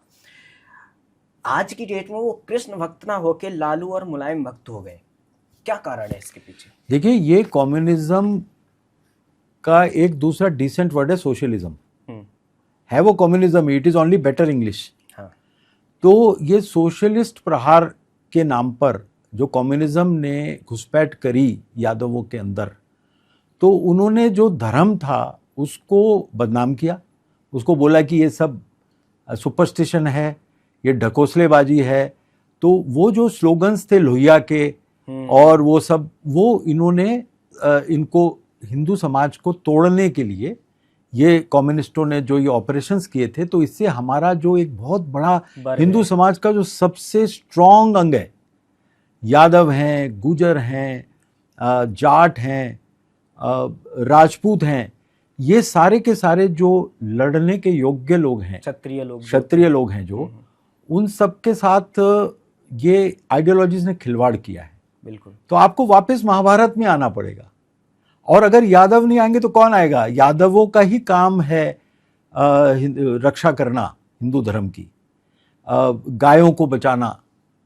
कृष्ण का जीवन देखिए, कृष्ण ने, वो बोलते हैं बांसुरी तो उन्होंने बांध रखी थी और उसको तो खोलने का टाइम ही नहीं था उनके पास, सही बात, वो उसको बांध लिया था। इन्होंने स्टोरीज बना दी, वो राधा कृष्णा और वो सब, और भगवान कृष्ण का बड़ी उम्र में, जबकि 11 साल की उम्र में तो कंस का वध कर दिया था, छोड़ के चले गए। हाँ, छोड़ के चले गए थे, वो कहाँ उनके पास टाइम थी। वो सब बॉलीवुड ने बड़ा ये मध्यकालीन भारत में कहानियां गढ़ी गई, क्योंकि डिप्रेशन में था हिंदू समाज।